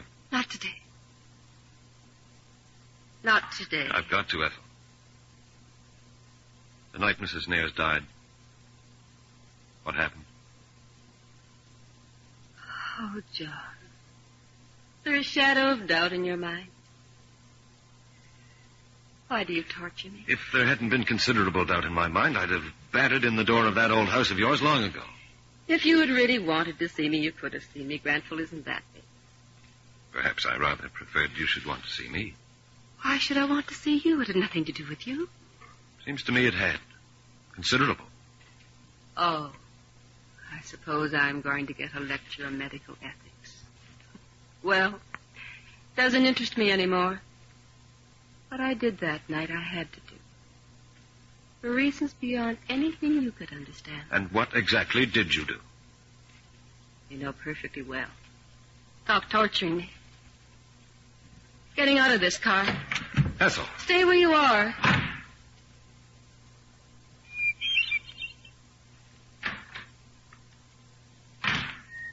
Ethel, I don't know perfectly well until you tell me. All right. They're going to have the last twist of the thumbscrew, aren't you? Very well. You're implicated in this, too, now. Don't forget you signed the death certificate. If you'd had any doubts then, was your chance to speak, not now. It's you that has to speak. I knew what the dosage was. 1 capsule was safe enough, but 2 for a woman in Mrs. Nair's condition was dangerous. I knew. Well, I gave her 5. 5, John. 5. I killed her. All right, Ethel. There'll be enough of that. Oh, John, it was awful. I had to force them down her throat. She could hardly swallow. I forced them down her with water, and it spilled all over the bed. I had to keep filling the glass from the jug while I held her up. She didn't make a sound, but she looked at me. She knew what I was doing, and she kept looking at me. I understand. Just quiet down. Kept looking at me. But she didn't accuse me, John. She knew what I was doing, and she approved. Yes. She wanted to die for his sake, for Peter. John, you can't call it murder. You really can't call it murder. What shall we call it, then? I was the only one who could do it. I had to do it. Why should I suffer for doing a thing that was only just and right? Just and right? You were placed in a position of professional trust, and you deliberately took away from another human being the one thing no one can give back. And why? I did it for Peter. Are you sure of that? Do you think I did it for myself? Yes. So, that's what you think of me. You believe a woman brought up as I was, with my training, could coldly give a patient an overdose with no reason but a purely selfish one.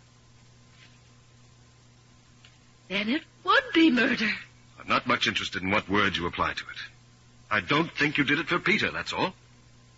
You suffered from the same confusion of motives and desires all of us suffer from when we stray into areas we're not equipped to cope with.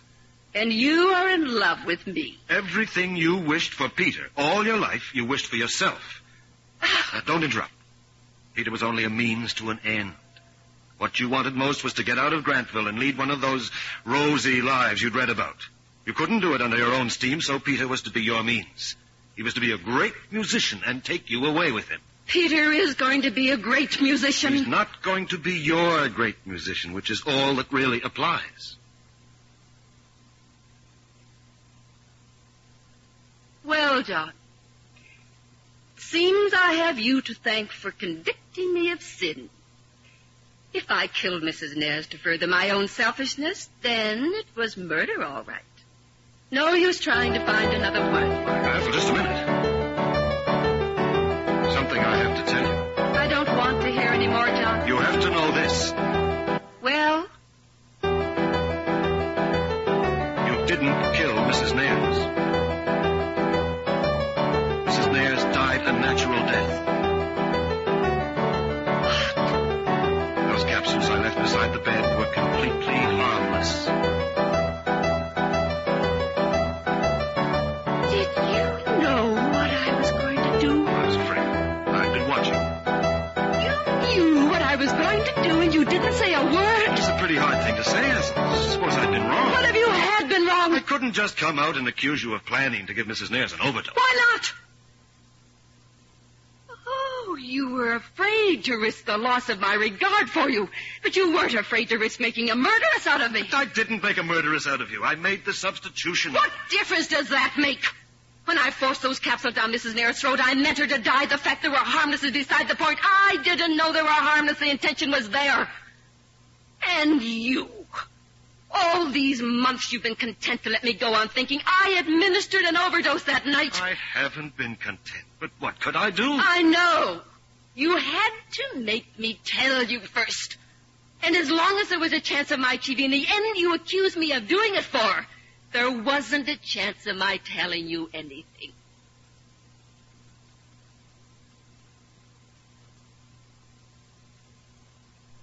Not much merit in my confession, is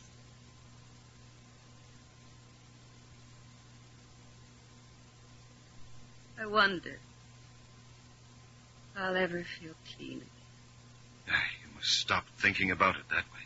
I'd give a great deal if I could stop thinking about it. But I'm not somebody else, John.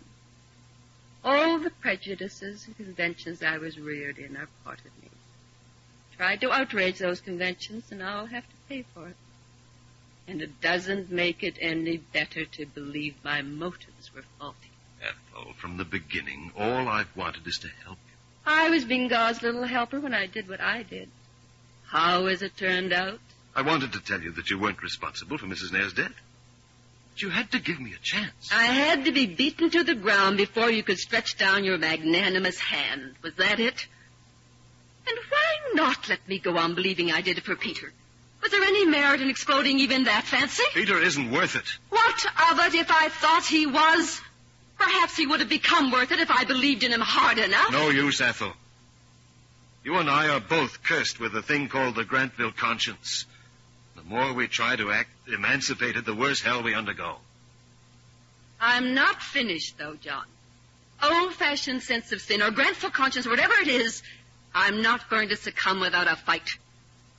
There's something binding me to Peter now, stronger than ever before. Doesn't know about it yet. But one of these days, perhaps he'll have to know.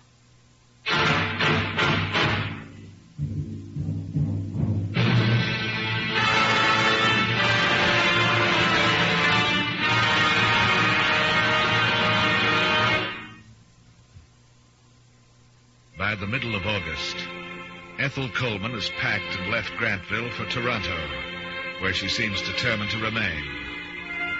All through the month, the gaiety and ubiquity of Peter Nares and the golden Maeve Archer draw disapproval from those for whom Mrs. Nares is hardly cold in her grave. But for the boys who await the world at Hayward's drugstore and the Elite Sweets Cafe, Maeve and the convertible are a fleeting but authentic glory. Then, with the passing of Labor Day, the glory passes too. Departs for New York, as the appearance of school books and scribblers in the dark backward of Williamson Stationery celebrates the annual end of all summer magic. October brings the frost, and the elms and maples in Grantville streets are a different magic. At last, November, and for the few in Grantville who care, there is Peter Nair's great concert in distant New York.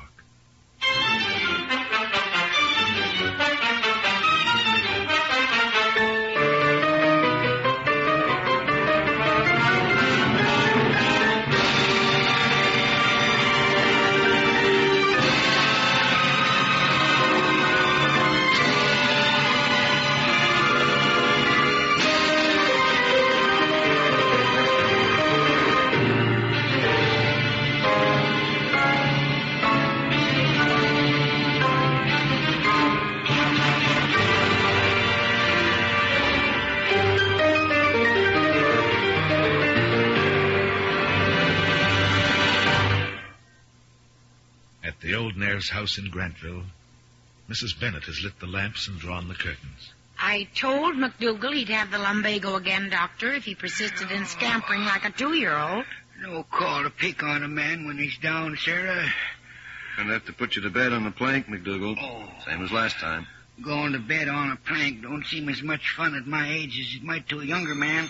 Oh, mercy, who could that be? It's most supper time. Might be the Reverend Reeves for the pickles. Decided to admit your age at last, huh? Might as well. Feel twice it.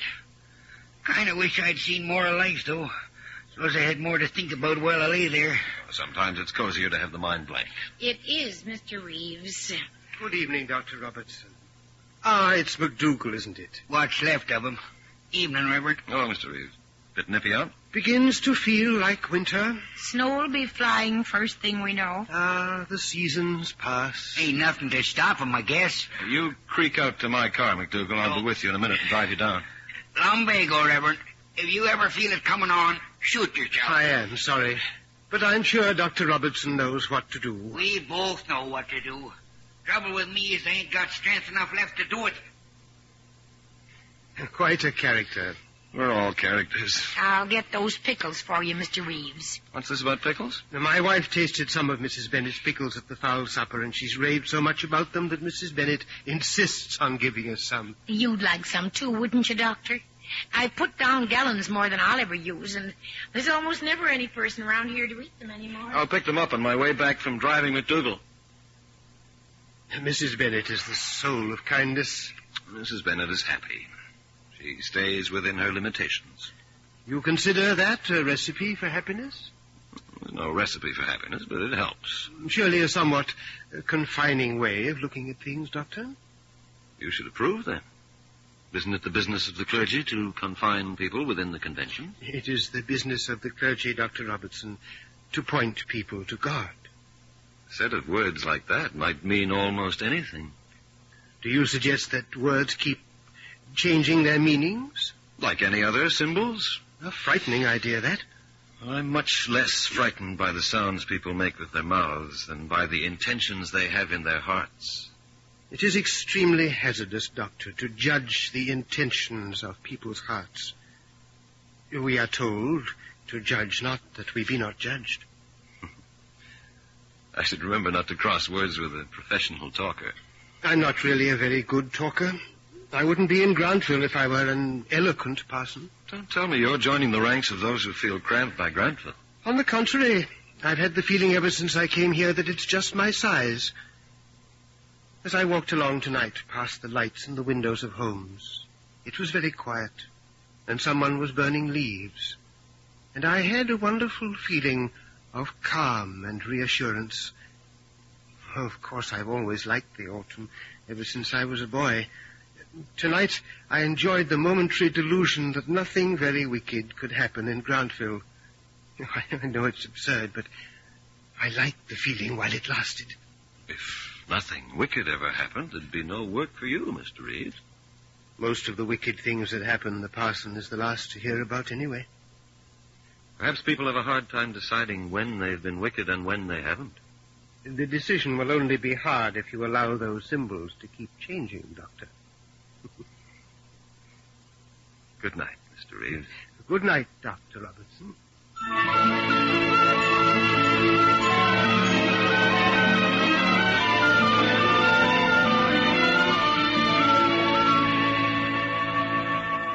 I didn't tell the doctor, Mr. Reeves, because I think they had a kind of spat. But Ethel Coleman is on her way up from the depot to stay the night with me. She's on her way through from New York to Toronto. Oh, yes, Ethel Coleman, the nurse who attended Mrs. Nares in her last illness, I remember. She was down in New York at Mr. Peters' big concert. That was last night. All the way to New York to hear a concert? Of course, she's been living in the last while in Toronto. Nursing? I don't know if she was or not. I don't think she's... Heavens to Betsy, there she is now.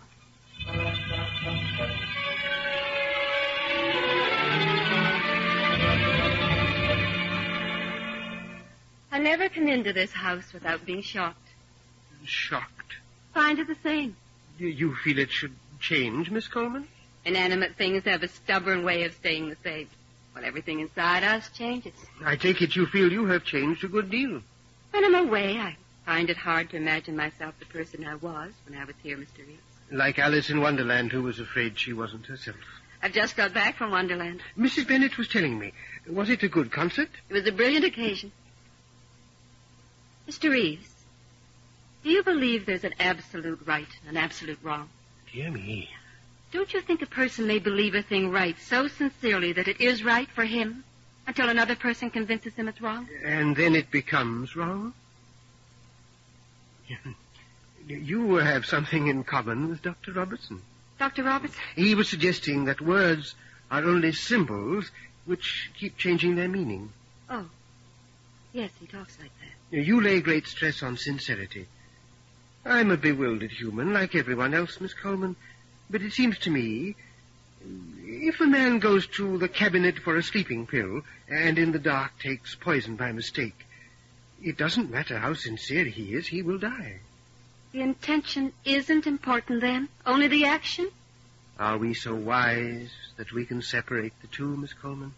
I hadn't thought of it. My dear lady, you open very large questions. Ah, here is Mrs. Bennet. Now, if you'll forgive me, I'll take my precious jars of pickles and go. It's getting so late. Thank you so much, Mrs. Bennet. Don't mention it, Mr. Reeves. I hope you like the pickles. I'm sure I shall. Personally, I wouldn't give a whip stitch for all the button ones. Good night, Mrs. Bennet. Miss Coleman, don't Good trouble. night, Reverend. Good night. Ethel, I'm dying to hear all about it. Was the concert a great success? It was a very social affair indeed. Mr. Peter, was he nervous? Excited. Did you see that pretty Miss Archer? Oh, yes. Her brother was provided as my escort. Very attentive young man. You there, Mrs. Bennet? Was Dr. Robertson Oh, there? I didn't know. In the living room, Doctor. I saw the Reverend with his trophy, so I thought maybe I'd... Well, Ethel. Hello, John. Been to New York, I hear. Yes. How's the music world? Fine. Now, who'd that be? Planning to stay in Grantville? No. Think I've sold the house. Good for you. No matter where I go or how long I stay away, I'm not back in this town half an hour before I feel it creeping over me Like a paralysis. No? Yes? Wait, You may find it easier to leave Grantville, Ethel, than to get Grantville to leave you. I'll have a good try anyway. No, you come. Goodbye. It's Mr. Peter. He's at the Pentland Turn, and he'll be here in 5 minutes.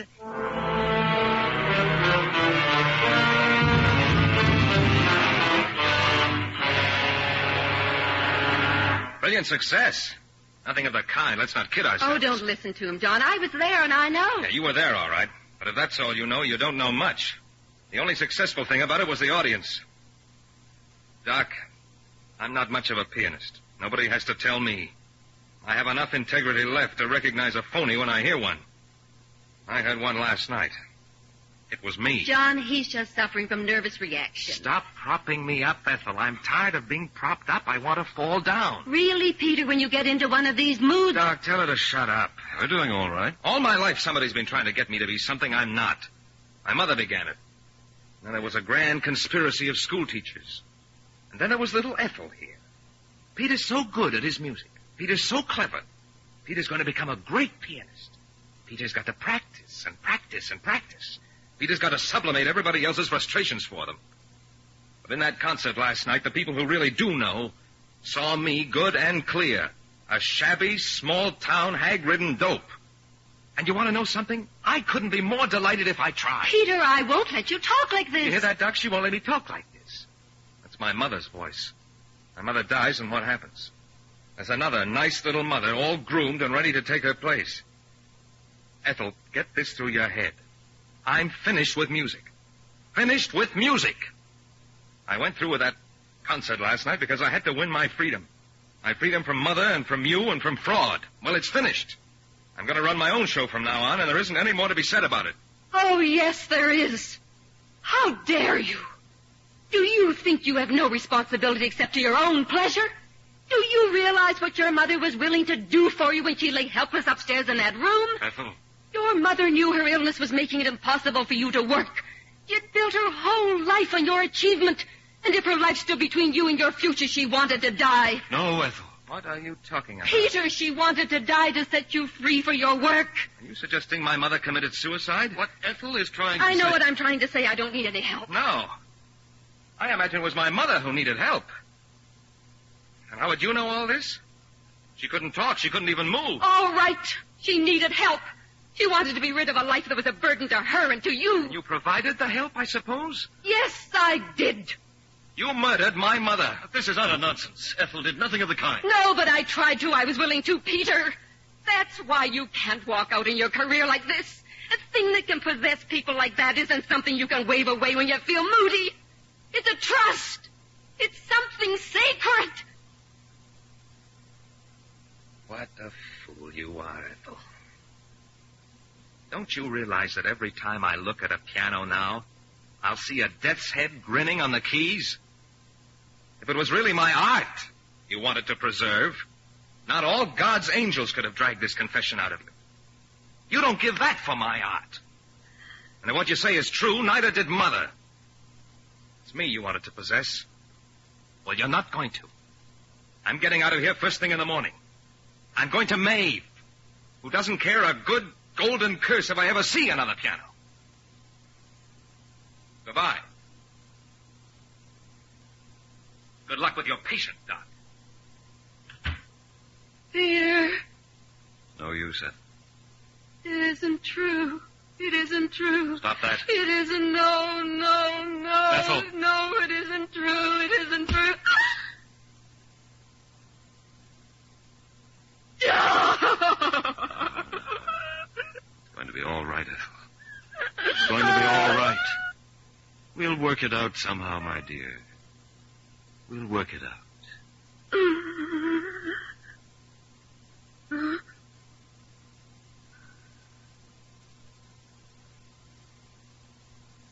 I'm the worst kind of a fool. No need to call yourself names. Help me, John. I'll try. Mercy, Mr. Peter's in one of his moods again. I suppose it's a letdown after the concert. It is nice to have him in the house, though, even for one night. I declare it seems only yesterday he was a little boy. And now he's famous. My, his mother would be so pleased. Yes, I think she would, Mrs. Bennet. Still hard to believe she isn't here anymore. Seems like yesterday she and I used to sit in this very room of an evening like this when the days began to draw in. She used to talk with me just like I was anybody. We used to gossip away like two old cronies. Mercy. I wouldn't care how good Mr. Peter might play the piano. He couldn't play anything that'd mean as much to me as those nights when his mother and I used to sit here, just the two of us. I never knew a woman so kind or so gentle. Yes. She was kind. Grants were the oldest family, just the two of us. I never knew a woman so kind or so gentle. Yes. She was kind. Grants were the oldest family in these parts, I guess. Mrs. Nares was a Grant before she was married. Her grandfather built the first mill down where the tile factory is now. Mrs. Nares used to say how she remembered her grandfather when she was a girl. He lived to be near 100, they say. Straight and tall and severe. Grants always lived to be real old. Her father, the one that was mayor so often, he was 87. Funny about Mrs. Nares. She wasn't even 60 when she passed away. Then she never was strong. Goodness, I haven't gone on like this for years. What's got into me? Well, I was going to make some tea a while ago. You'll stay and have some tea with Ethel and me, won't you, Doctor? Yes, Mrs. Bennet. I'd like to stay. What about you, Ethel? You think you'll stay? Yes, John. I think I'll stay.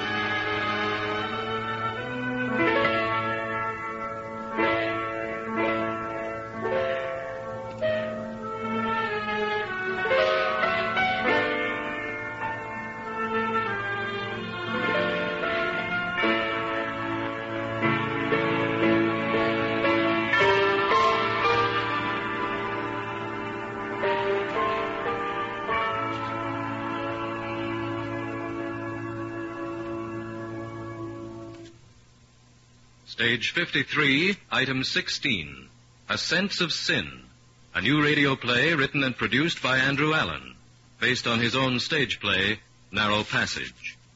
The original music was composed and conducted by Lucio Agostini.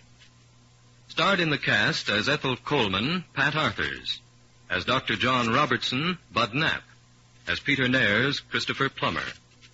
Mrs. Bennett was Jane Mallet; McDougal, Tommy Tweed; the Reverend Mr. Reeves, Alan King; Maeve Archer, Billy Bailey; the narrator, Austin Willis.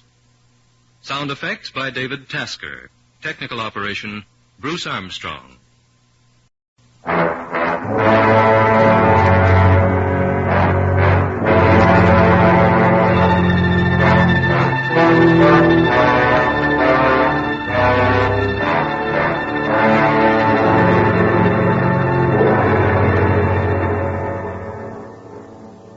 Stage 51, Item 31, the season's concluding broadcast. Heart of Darkness by Joseph Conrad. Adapted, directed, and produced by Andrew Allen, with original music composed and conducted by Lucio Agostini. Conrad's Heart of Darkness.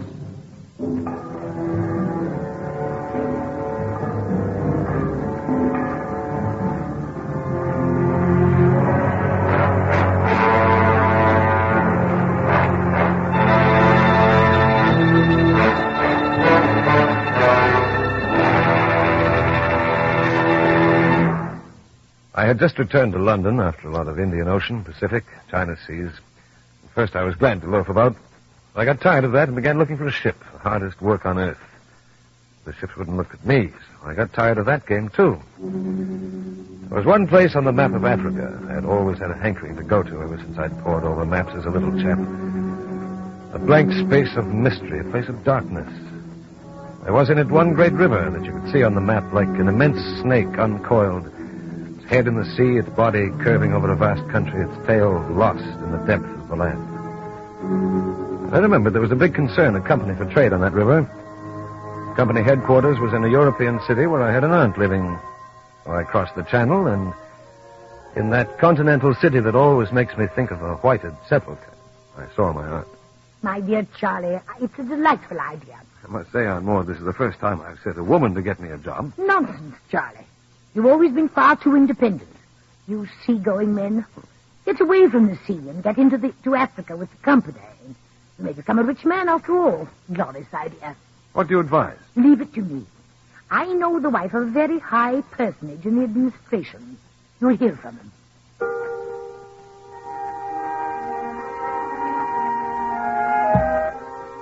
I was summoned to the company's offices.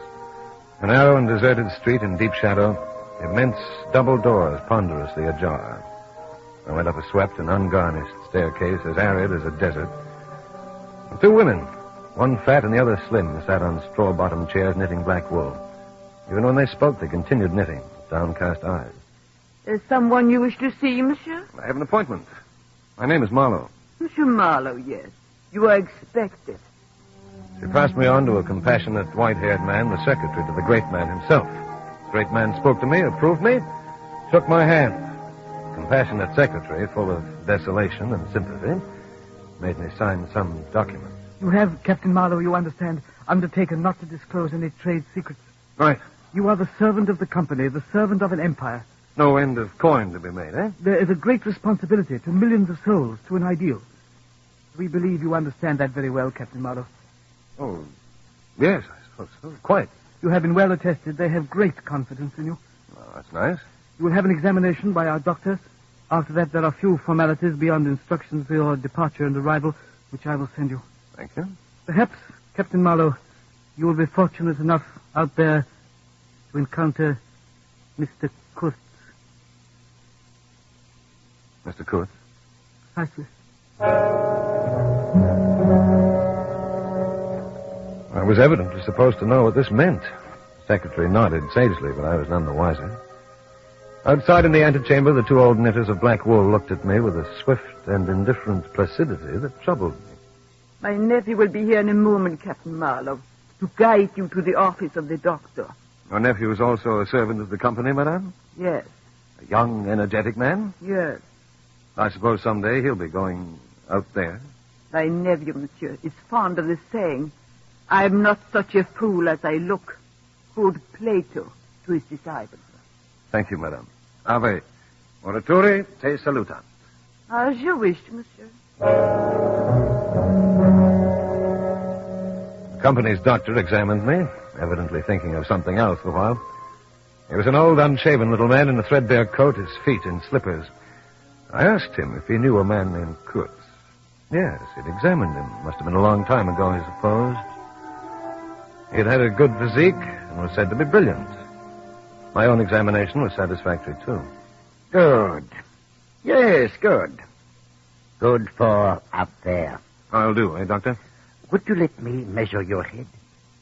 Measure my head? Yes, it's not part of the examination. A sort of hobby of my own. Well, by all means, go ahead and measure my head if you want to. Ah, thank you.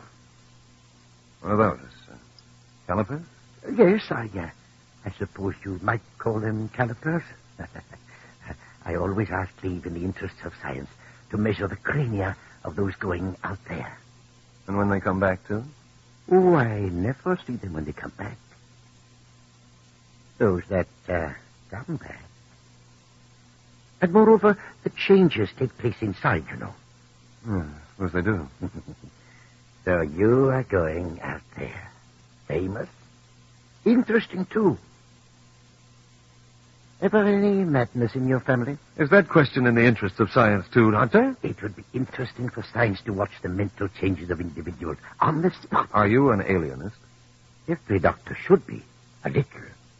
I have a little theory, which you messieurs who go out there must help me to prove.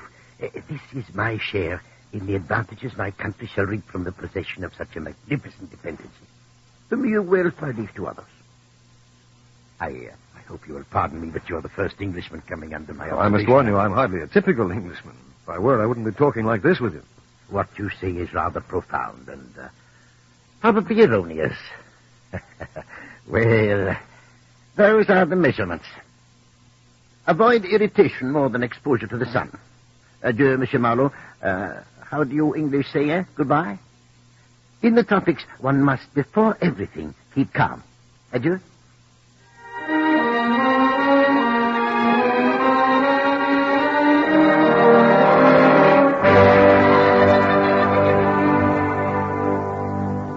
I expect, Charlie, dear, that this is the last decent cup of tea you will have for many a long day. I expect so, Aunt Maud. You are leaving immediately? In a week.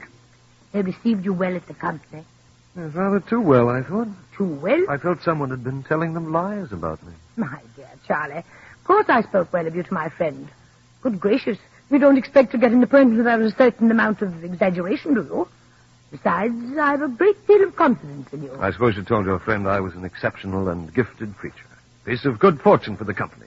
Man you don't get hold of every day. The company is very sensitive these days, Charlie. There's been a lot of silly talk, criticism, about treatment of the natives and that kind of thing. Naturally, they're looking for new men of a certain caliber. So I hinted you were a man of ideals. A man of business, true, and a master mariner, but also you know the kind of thing. An emissary of light. Something like a lower sort of apostle. Good heavens, Aunt Maud. I'm going to take charge of a Tupney River steamboat with a penny whistle attached. Charlie, dear, there's more to it than that. The time has come when we must wean those ignorant, savage millions from their horrid ways. May I venture to hint, Aunt Maud, that the company is run for profit? Oh, you forget, dear Charlie, that the laborer is worthy of his hire. Oh. Don't make those unpleasant noises, Charlie. Have another cup of tea. Thank you, Aunt Maud. And it's queer how out of touch with truth women are. Don't be idiotic. All of you. Live in a world of your own. Never been anything like it and never can be. Too beautiful altogether. And if you were ever to set it up, it'd go to pieces before the first sunset. Some confounded fact we men have been living contentedly with ever since the day of creation would start up and knock the whole thing over. Your tea? Thank you. You must be sure to wear flannel, and be sure to write me often. And before you go, I think you should see Marie Basilière. Who is Marie Basilière? She is the fiancée of a man you will probably meet out there in Africa. Extraordinarily gifted man, I understand. You should see her before you leave. I can get you an introduction. Who is this gifted man? His name is Kurtz.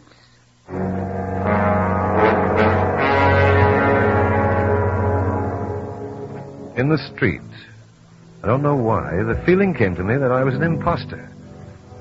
Odd thing that I, who used to clear out for any part of the world at 24 hours' notice, with less thought than most men give to the crossing of the street, had a moment, I won't say of hesitation, but of startled pause before this commonplace affair. The best way I can explain it to you is by saying that for a second or two I felt as though instead of going to the center of a continent, I were about to set off for the center of the earth.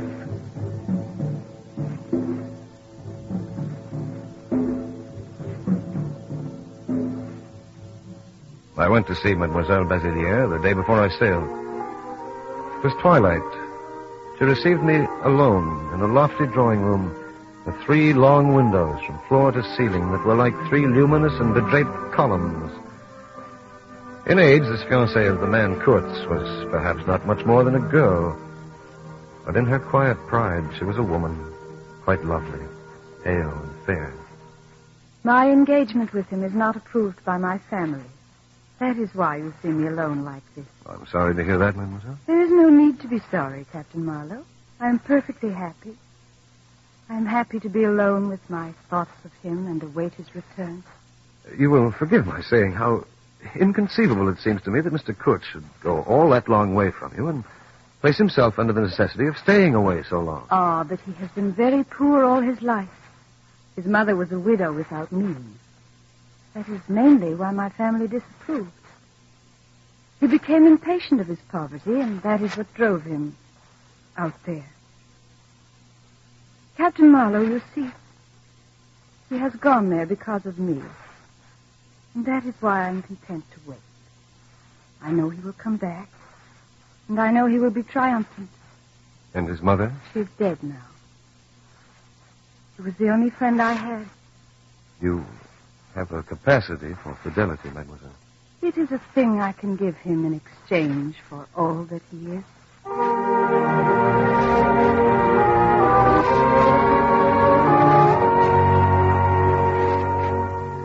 I left in a French steamer, and she called in every blamed port they have out there, for, as far as I could see, the sole purpose of landing soldiers and custom house officers.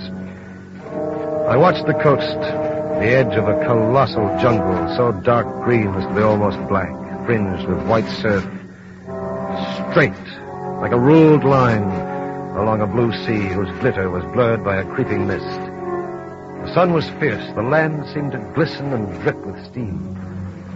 Once we came upon a man of war anchored off the coast. There wasn't even a shed there, and she was shelling the bush.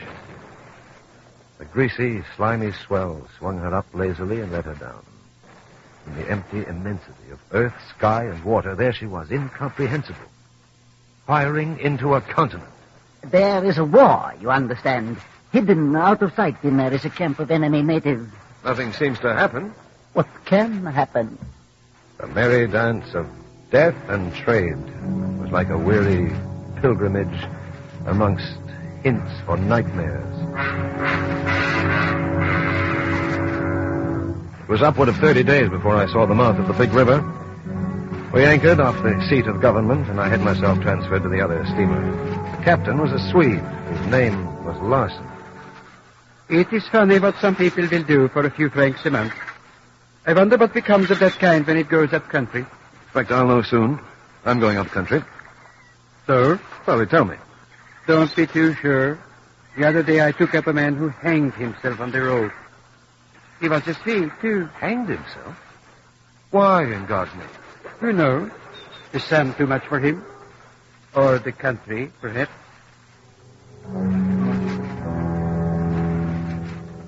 Farther on, a rocky cliff appeared.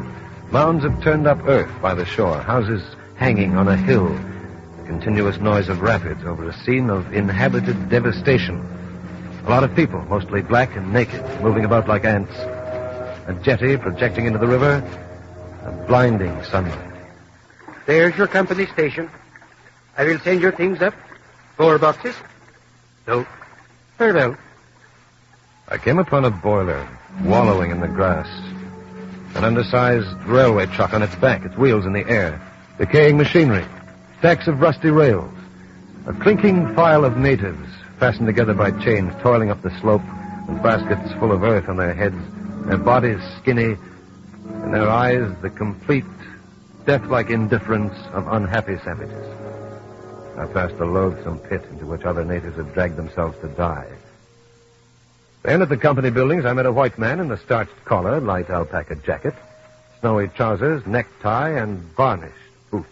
My name is Bertrand. I'm the company's chief accountant. All the bookkeeping is done at this station. How do you do? I'm Marlowe. I know. Come in. There's a sick man here in a litter. You must forgive me. There's nowhere else to put him. This is your office, Monsieur Bertrand? Yes, but the groans of this sick person have been distracting my attention. Who is he? One of our agents from up country. Will he die? Probably. God knows even without this distraction, it's difficult enough to guard against clerical errors in this climate. When do I leave for up country, Monsieur Bertrand? I hope to organize a caravan to go to the central station in a few days.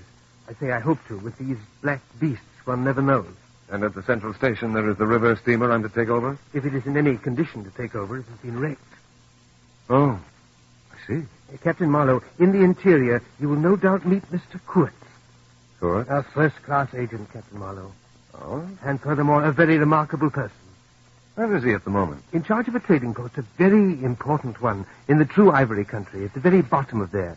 Sends in as much ivory as all the rest put together. Good for him. When you see Mr. Kurtz, tell him from me that everything here is very satisfactory. I don't like to write to him. With these messengers of ours, you never know who may get hold of your letter at that central station.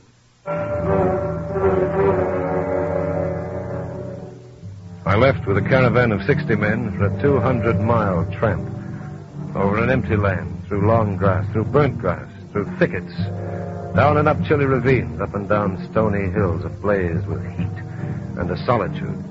A solitude. Nobody, not a hut. Camp, cook, sleep, strike camp, march.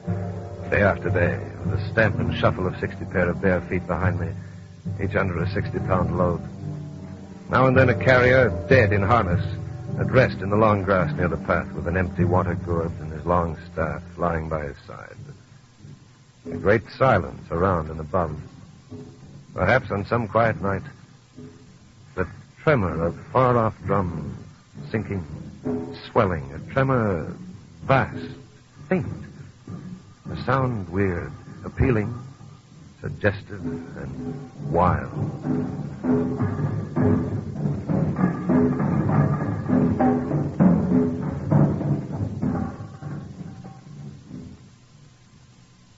On the 15th day, I came in sight of the big river again and hobbled into the central station. On a backwater, surrounded by scrub and forest. A border of smelly mud on one side, a crazy fence of rushes on the other three. Oh, Monsieur Marlowe, it is to be said that your steamer is at the bottom of the river. Oh? But it is all right.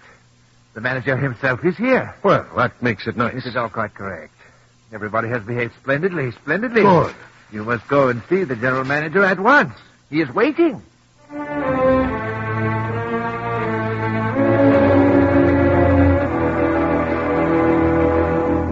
You have been very long on the road, Monsieur Marlowe. No longer than I could help, The Mr. Manager. stations have to be relieved. There have been so many delays already that I don't know who's dead and who's alive. My dear Mr. Manager, you can hardly hold me accountable for that. I've done 20-odd miles this morning. Do you mind if I sit down? If you wish. The situation is grave, very grave. There are rumors that a very important station's in jeopardy. Its chief, Mr. Kurtz, very ill. I hope it's not true. Kurtz... I've heard of Mr. Kurtz on the coast. Ah. So they talk of him down there. Quite natural. Mr. Kurtz is the best agent I have. An exceptional man of great importance to the company. You can understand my anxiety. I'm very, very uneasy. The steamer, Monsieur Marlowe. How long will it take you to... How long can I tell? I haven't even seen the wreck yet. Of course. Some months, no doubt. Some months? 3 months, shall we say? Well... 3 months before we can make a start. How is your health, Monsieur Marlowe? My health? Well enough. I owe my position out here to the fact that I am never ill. 3 terms of 3 years each. Not an illness. Men who come out here, Monsieur Marlowe, should have no entrails.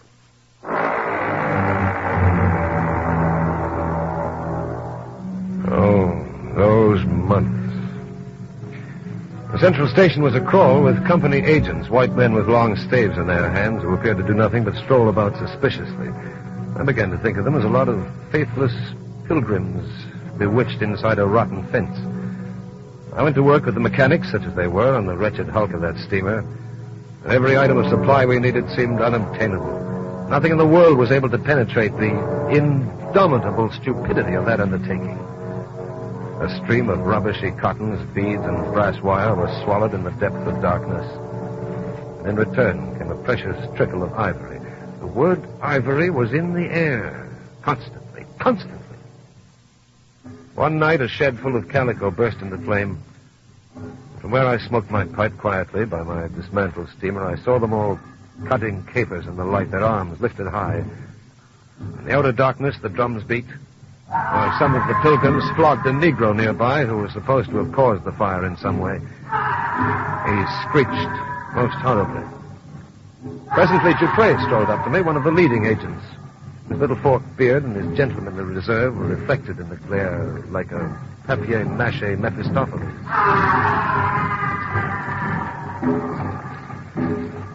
Enjoying the scene? Watching it, Dupre. Care to walk over to my room for a chat? Well, thank you, yes. If we stroll over this way, we can avoid the little inferno. Don't you ever regret having left the comforts of Europe, Marlowe? I never find regrets of much value. Besides, I haven't had many of those comforts. Been at sea most of my life. Ah. But you have many powerful friends at the... you know where, Marlowe? I shouldn't have put it that way, Dupre. Naturally.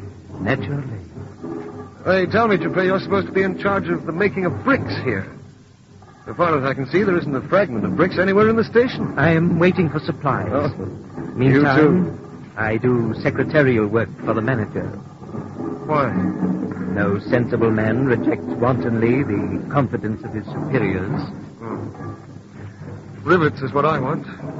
Rivets. Down at the coast station, you kick a loose rivet at every second step. You can fill your pockets with rivets for the trouble of stooping down. There isn't one rivet to be found where it's wanted. These are among the things that are going to be changed, Marlowe? God knows, I don't. Ah. Discretion. This is the door. I will light a candle.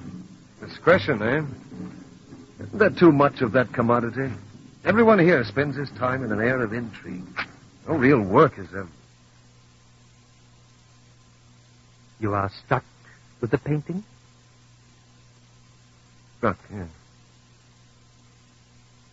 What is it? It was painted by Mr. Kurtz. The effect of the torchlight on the face of the woman. Sinister? Yes, it is sinister. A painting of darkness. Dupre, tell me, who is this Mr. Kurtz? What do you know about him? He is the chief of the inner station. Much obliged. You're the brickmaker of the Central Station. Everyone knows that. He is a prodigy. He is an emissary of pity and science and progress, and devil knows what else. We want, for the guidance of the cause entrusted to us by Europe, so to speak, higher intelligence, wide sympathies, a singleness of purpose. Who says that? Lots of them. Some even write that. And so, he comes here, a special being, as you ought to know. Why ought I to know? Today he is chief of the best station. Next year he will be assistant manager. 2 years more and... But I dare say you know what he will be in 2 years' time. You are of the new gang. The gang of virtue. The same people who sent him specially also recommended you. Well, don't say no. I've my own eyes to trust. Let me say something. I hate and detest a lie. Not because I'm straighter than the rest of us, but because to me there is a taint of death, a flavor of mortality in lies. It's what I want to forget. Makes me miserable and sick, like biting into something rotten. That's why I'm not going to act out a lie by keeping quiet and letting you believe this absurd fancy of yours about me. That's why I want you to believe... My dear Marlowe, there is no need. I shall respect your discretion. Say no more. Only you will see Kurtz long before I can have that pleasure, and I wouldn't like him to get a false idea of my disposition, so if you will put in a good word... Kurtz is a universal genius. But even a genius will find it easier to work with adequate tools. Intelligent men. There is the necessity for every man to get on. One does not come out here to gaze at the moon.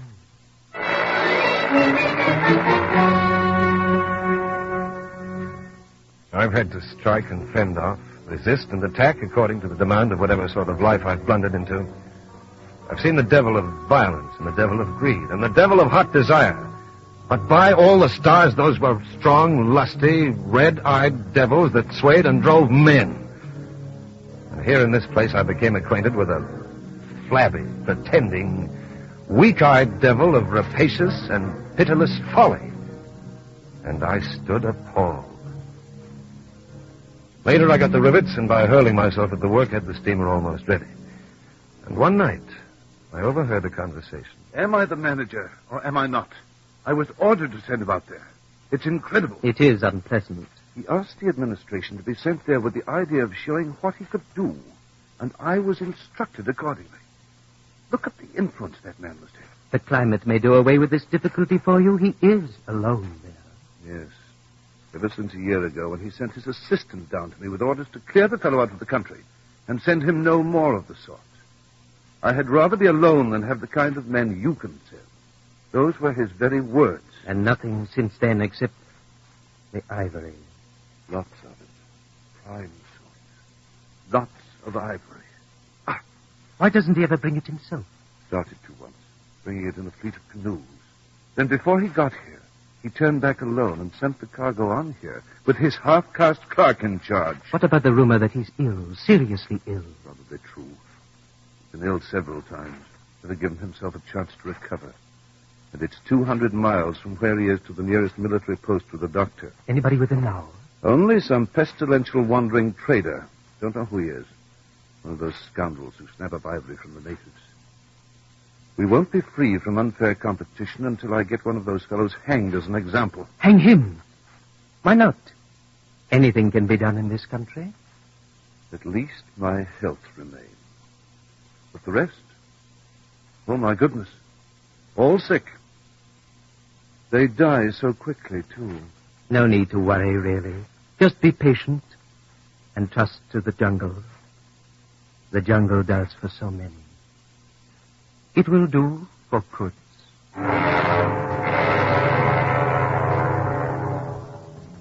We finally set out on that journey into the interior, the manager, the 3 or 4 pilgrims, and I. The stern paddle banged along when I could keep enough waste battened against the steam pipes to maintain a head of steam.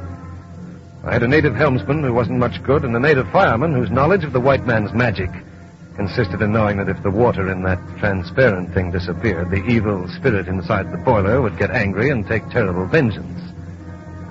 We tied ourselves to the matted jungle at night for fear of the unmarked reefs. Going up that river was like traveling back to the earliest beginnings of the world, when vegetation rioted on the earth. The big trees were kings. The air was warm, thick, heavy, sluggish. On silvery sandbanks, hippos and alligators sunned themselves. Here was the stillness of an implacable force brooding over an inscrutable intention. Looked at you with a vengeful aspect.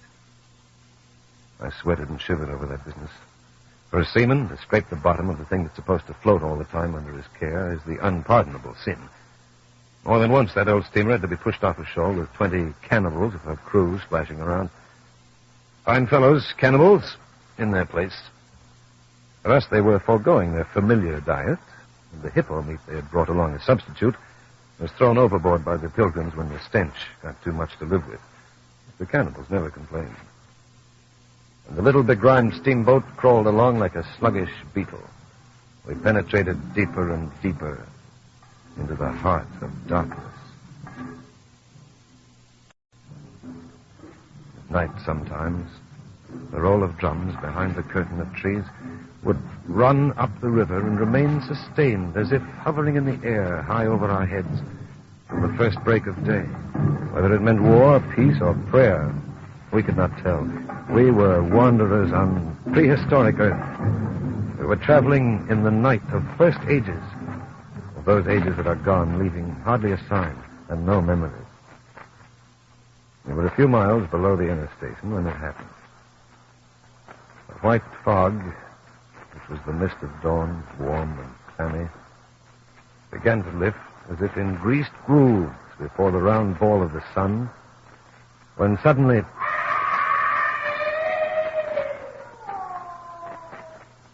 What's that? Good God, what's Quiet. the heat? This close to the bank, we'll be butchered. Bad fellow, him come. Quiet, Bad fellow, boy. what do we do? Get underway, away from the We're shore. going to be attacked. We must arm ourselves. Bad fellow, him come. Marlowe, you're in command. Do something. Bad fellow, him You keep the boy quiet and I'll do something.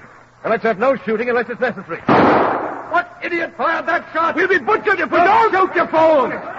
This is serious. Keep your heads down. Keep down. The air is full of arrows. They may be poisonous. That battle, if you can call it a battle, lasted only perhaps a few minutes until I could get the steamboat underway and clear of the bank. But it cost me my native helmsman. He looked at me with surprised eyes and was dead. I had to haul him overboard because I didn't like to look about the faces of my cannibal crew. It was only then that I had the sense to go sound the wretched steam whistle.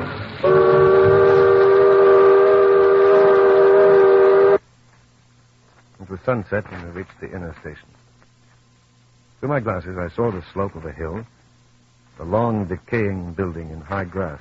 In front of it was a row of posts, their upper ends ornamented with what at first I took to be round, curved balls. They weren't that at all. I realized with a shock that they were human heads. At first, the only living thing was a white man near the shore, a curious object, his clothes all of patches, blue, red, and yellow, a veritable harlequin. It was to this harlequin I first spoke when I got ashore. How did you get here? I had been wandering about the river for 2 years, alone, cut off from everything and everybody. You know the company has it in for vagabond traders like you, don't you?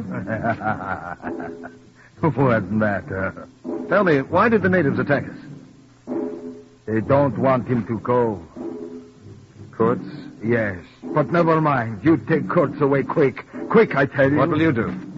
I'll disappear. You'll see. They won't catch me. Very well, perhaps you'd better. Oh, but he has enlarged my mind. This man has enlarged my mind. I dare say. I'll never meet such a man again.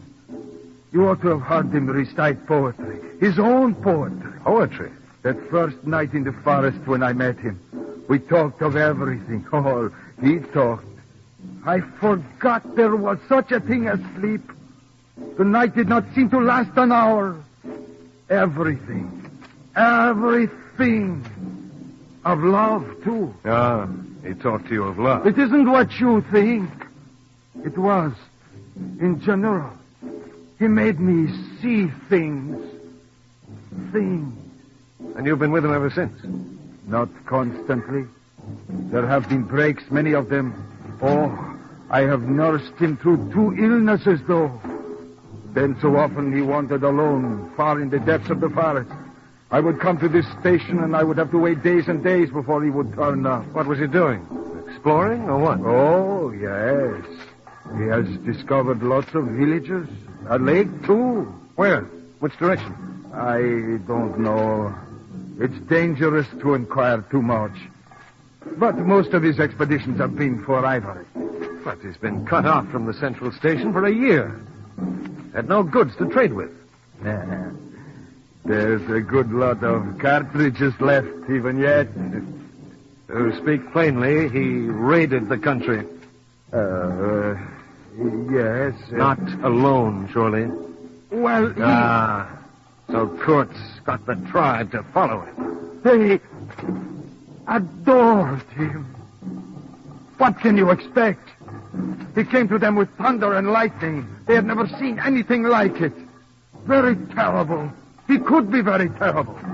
You can't judge Mr. Kurtz as you would an ordinary man. Why?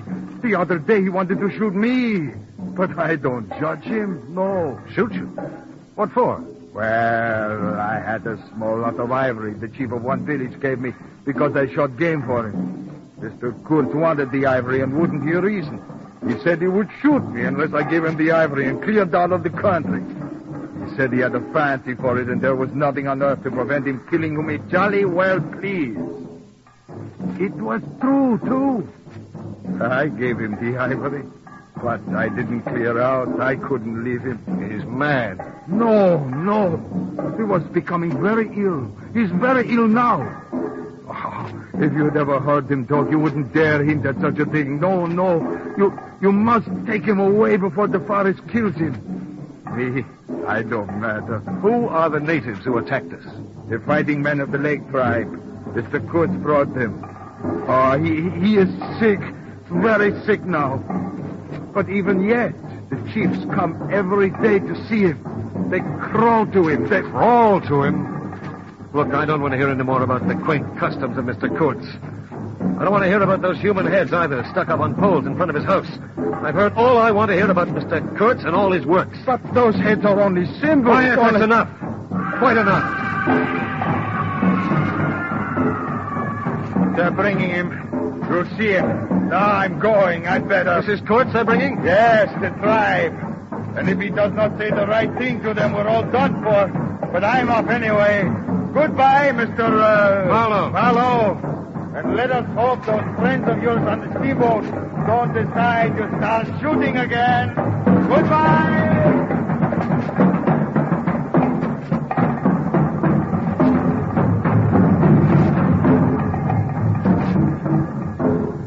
Fortunately, the pilgrims didn't start shooting, and fortunately, Mr. Kurtz did say the right thing to the tribes, whatever the right thing was. They left him with us in a little hut near the shore while they themselves melted into the bush. The drums continued, though. They were nearby. Kurtz was an apparition. A once huge and powerful man. His body now lay on the cot emaciated as if for a winding sheet. He opened his mouth as if he wanted to swallow all the air, all the earth, all the men before him. And he fell back with a groan. Mr. Kurtz, we have come to save you. Save me. Save the ivory, you mean. Don't tell me. Save me. We have had delays. I've had to save you. You're interrupting my plans now. You're sick. Sick? Sick? Not so sick as you would like to believe. Never mind. I'll carry my ideas out yet. I will return. I'll show you what can be done. You with your little peddling notion. You're interfering. Mr. Kurtz is low, very low. But there's no disguising the fact he has done more harm than good to the company. He did not see the time was not right for vigorous action. The district is closed to us for a time. On the whole, the trade will suffer.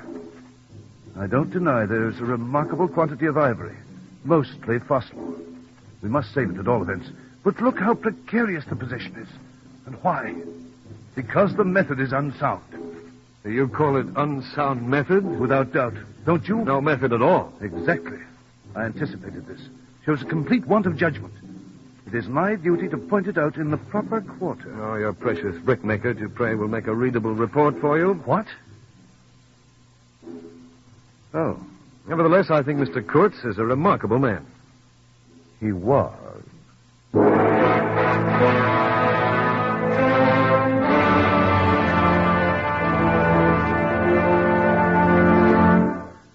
Marlowe, you brought me a letter about you. I'm glad you've come. We're going to take you away, Mr. Kurtz. Your life depends on it. You feel you're in a dream, don't you, Marlowe? You have that notion of being captured by the incredible, very essence of dreams. You'll try to remember it later. Try to tell it. Impossible. We live as we dream. Alone. Drums again. Yes. Marlowe, however unlikely it may seem to you, and that noxious fool out there, I'm leaving this hut tonight, even if it is for the last time. I have a rendezvous to keep in that forest. If you do, you're as good as dead. If I do not, I might as well never have lived.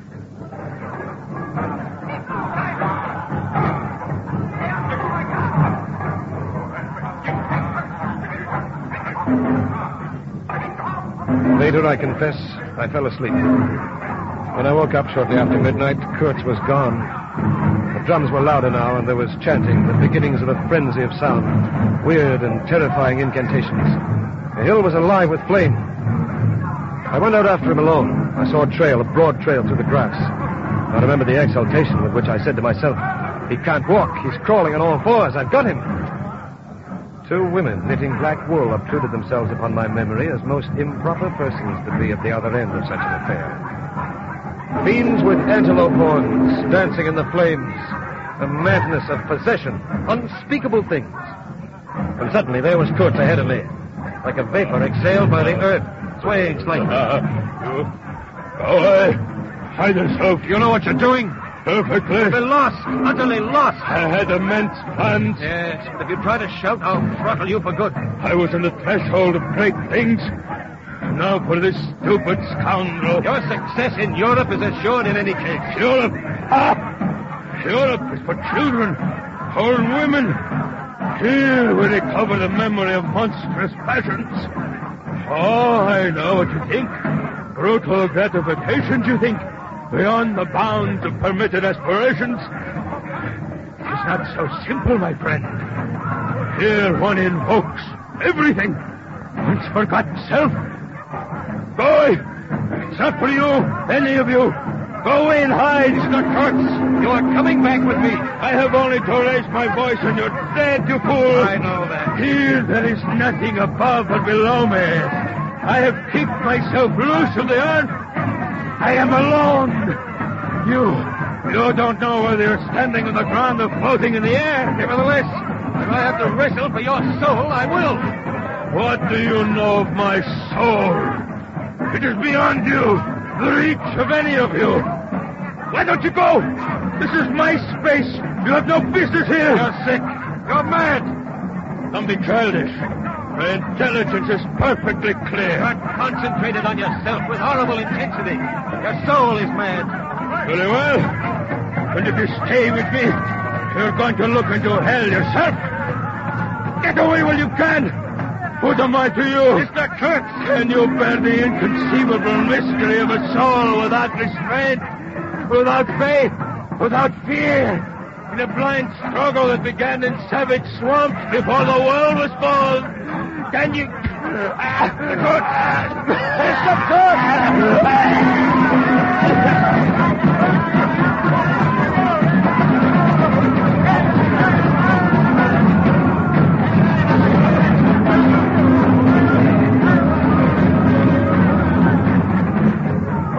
I got Kurtz back to the steamboat, but how I can never remember. Also, how I kept those infernal pilgrims from firing into the shore after we cast off, I can never tell. I realized we had to leave that place quickly if ever we were to leave it at all. Tell me what you see. I can't... The hill is covered with them. Writhing, naked bodies. There are 3 men with antlers on their heads and bodies caked in some red substance. They're down by the water and seem to be flailing it with something, and they're shaking something at us. It looks like a dried gourd. It isn't a dried gourd. They're shouting something. I can hear them. Sounds satanic. It is. There's a woman. She's come to the very brink of the river, raising her hands and...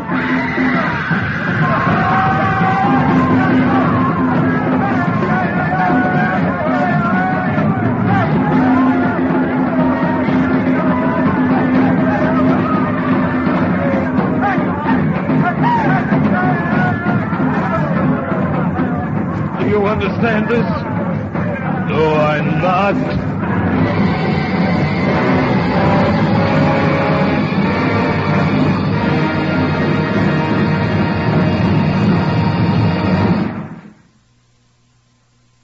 Kurtz lay in the pilot house. The reaches of the river slid past as the brown current ran swiftly out of the heart of darkness, bearing us down towards the sea. Close the shutter. Can't bear to look at it. The jungle? Jungle. Oh, but I will wring your heart yet.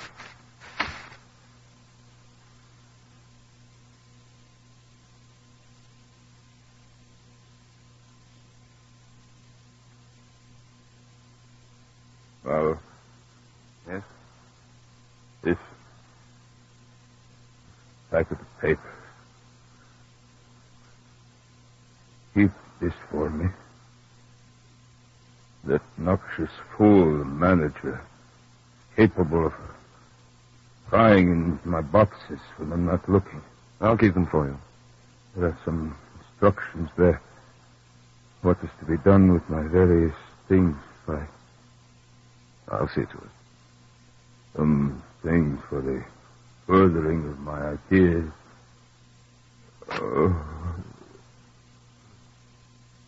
Live rightly.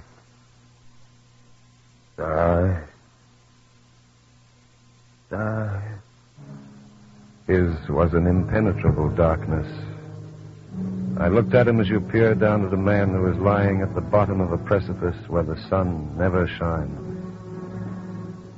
Night came on.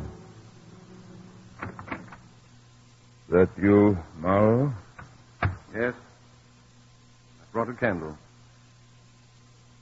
I'm lying here in the dark, waiting for death. Oh, nonsense. I want nothing.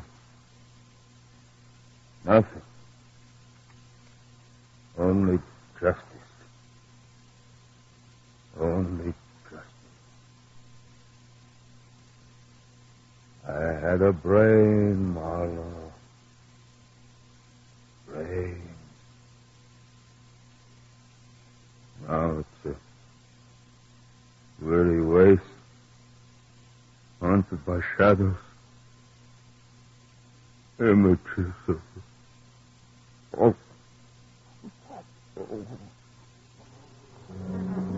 It was as though a veil had been rent.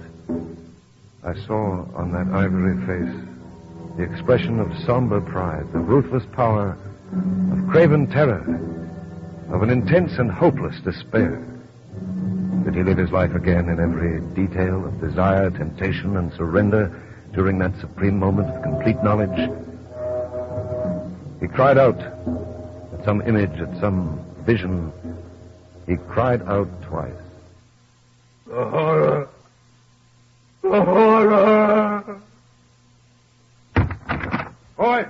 Boy, come here. Yes, sir. I'm coming, sir. Boy, I need your help. Something has happened to... Mr. Kurtz. He's dead.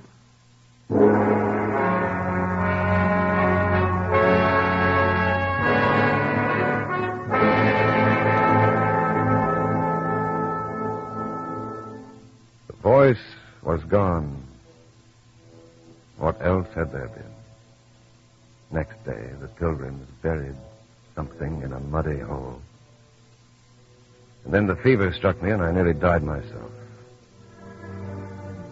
In the end, at last, I was back in Europe in that whited sepulchre of a city.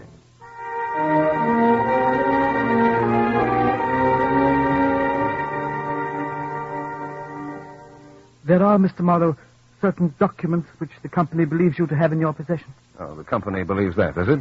Our manager out there and also Mr. Dupre have submitted a report. Oh, yes, your precious pair. They thought they had a right to certain documents, too. Well, we didn't get them. The company, through me, is now making official application for these documents. If you will be good enough... I will not be good enough. The documents aren't yours.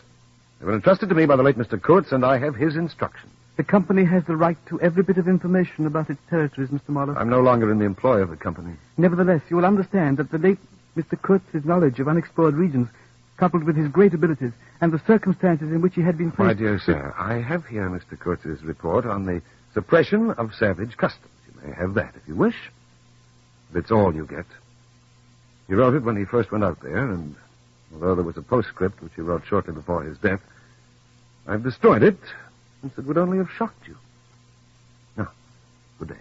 This is not what we had a right to expect. No one has a right to expect anything. Good day.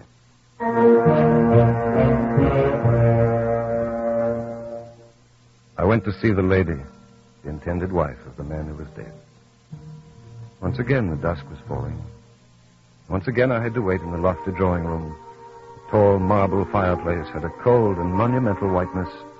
The grand piano, standing massively in the corner, dark gleams on the flat surface like a somber and polished sarcophagus. The high door opened, closed. I rose. She came forward, all in black, her pale head floating toward me in the dusk. She seemed as though she would remember and mourn forever. I had heard you were coming. Mademoiselle. You see, I have survived. I've brought you this packet, his papers, as he wished. You knew him well. Intimacy grows quickly out there. I knew him as well as it is possible for one man to know another. And you admired him. It was impossible to know him and not to admire him. Was it? He was a remarkable man. It was impossible not to. Love him? Oh, true, oh, true. When you think that no one knew him so well as I had all his noble confidence. I knew him best. You did know him best. You were his friend. His friend. You must have been if he had given you this and sent you to me. I feel I can speak to you. And, oh, I must speak. I want you. You who have heard his last words, to know that I have been worthy of him. It is not pride. Yes, I am proud to know I understood him better than anyone on earth. He told me so himself. And since his mother died, I've had no one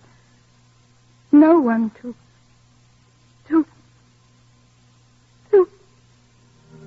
The darkness deepened, and the girl talked, easing her pain in the certitude of my sympathy. She talked as thirsty men drink. The sound of her voice seemed to have the accompaniment of all the other sounds, full of mystery, desolation, and sorrow, I had ever heard.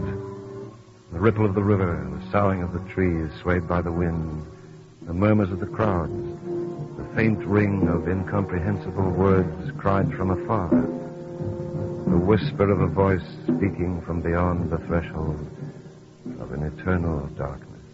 He drew men towards him by what was best in them. It is the gift of the great. But you have heard him, you know. Yes, I know. What a loss to me. To us. To the world. Yes. I've been very happy, very fortunate, very proud. Too fortunate. Too happy for a little while. And now I am unhappy for life. And of all this, of all his promise, and of all his greatness, of his generous mind, of his noble heart, nothing remains, nothing but a memory. You and I. We shall always remember him. No, it is impossible that all this should be lost. That such a life should be sacrificed to leave nothing but sorrow. Mademoiselle. You know what vast plans he had. I knew of them, too. I could not perhaps understand, but others know of them. Something must remain. His words at least have not died. His words will remain. And his example. Men looked up to him. His goodness shone in every act. His example. True, his example, too, yes. His example, I forgot that. But I do not. I cannot believe. Not yet. I cannot believe that I shall never see him again. Nobody will ever see him again. Never, never, never.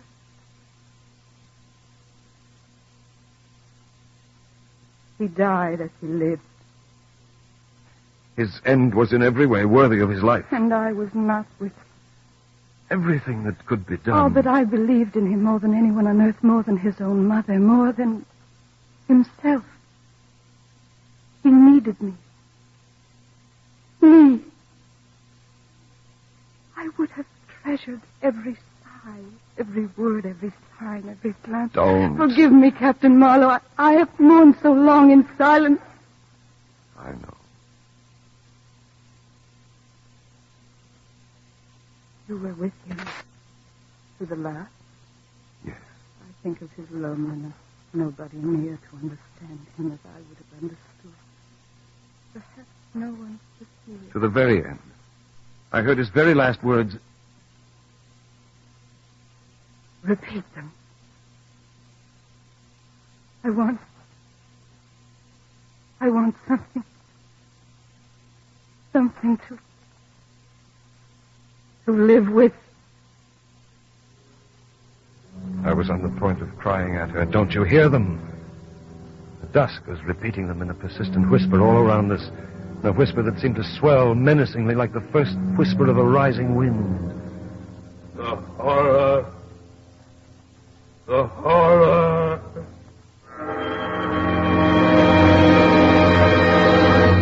Captain Marlowe, please, his last word, to live with. Don't you understand? I loved him, I loved him, I loved him. The last word he pronounced was your name.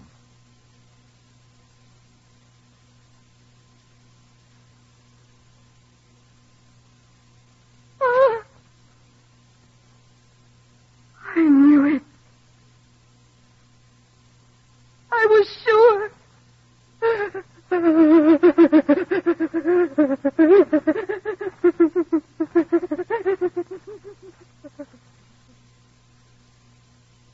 She knew.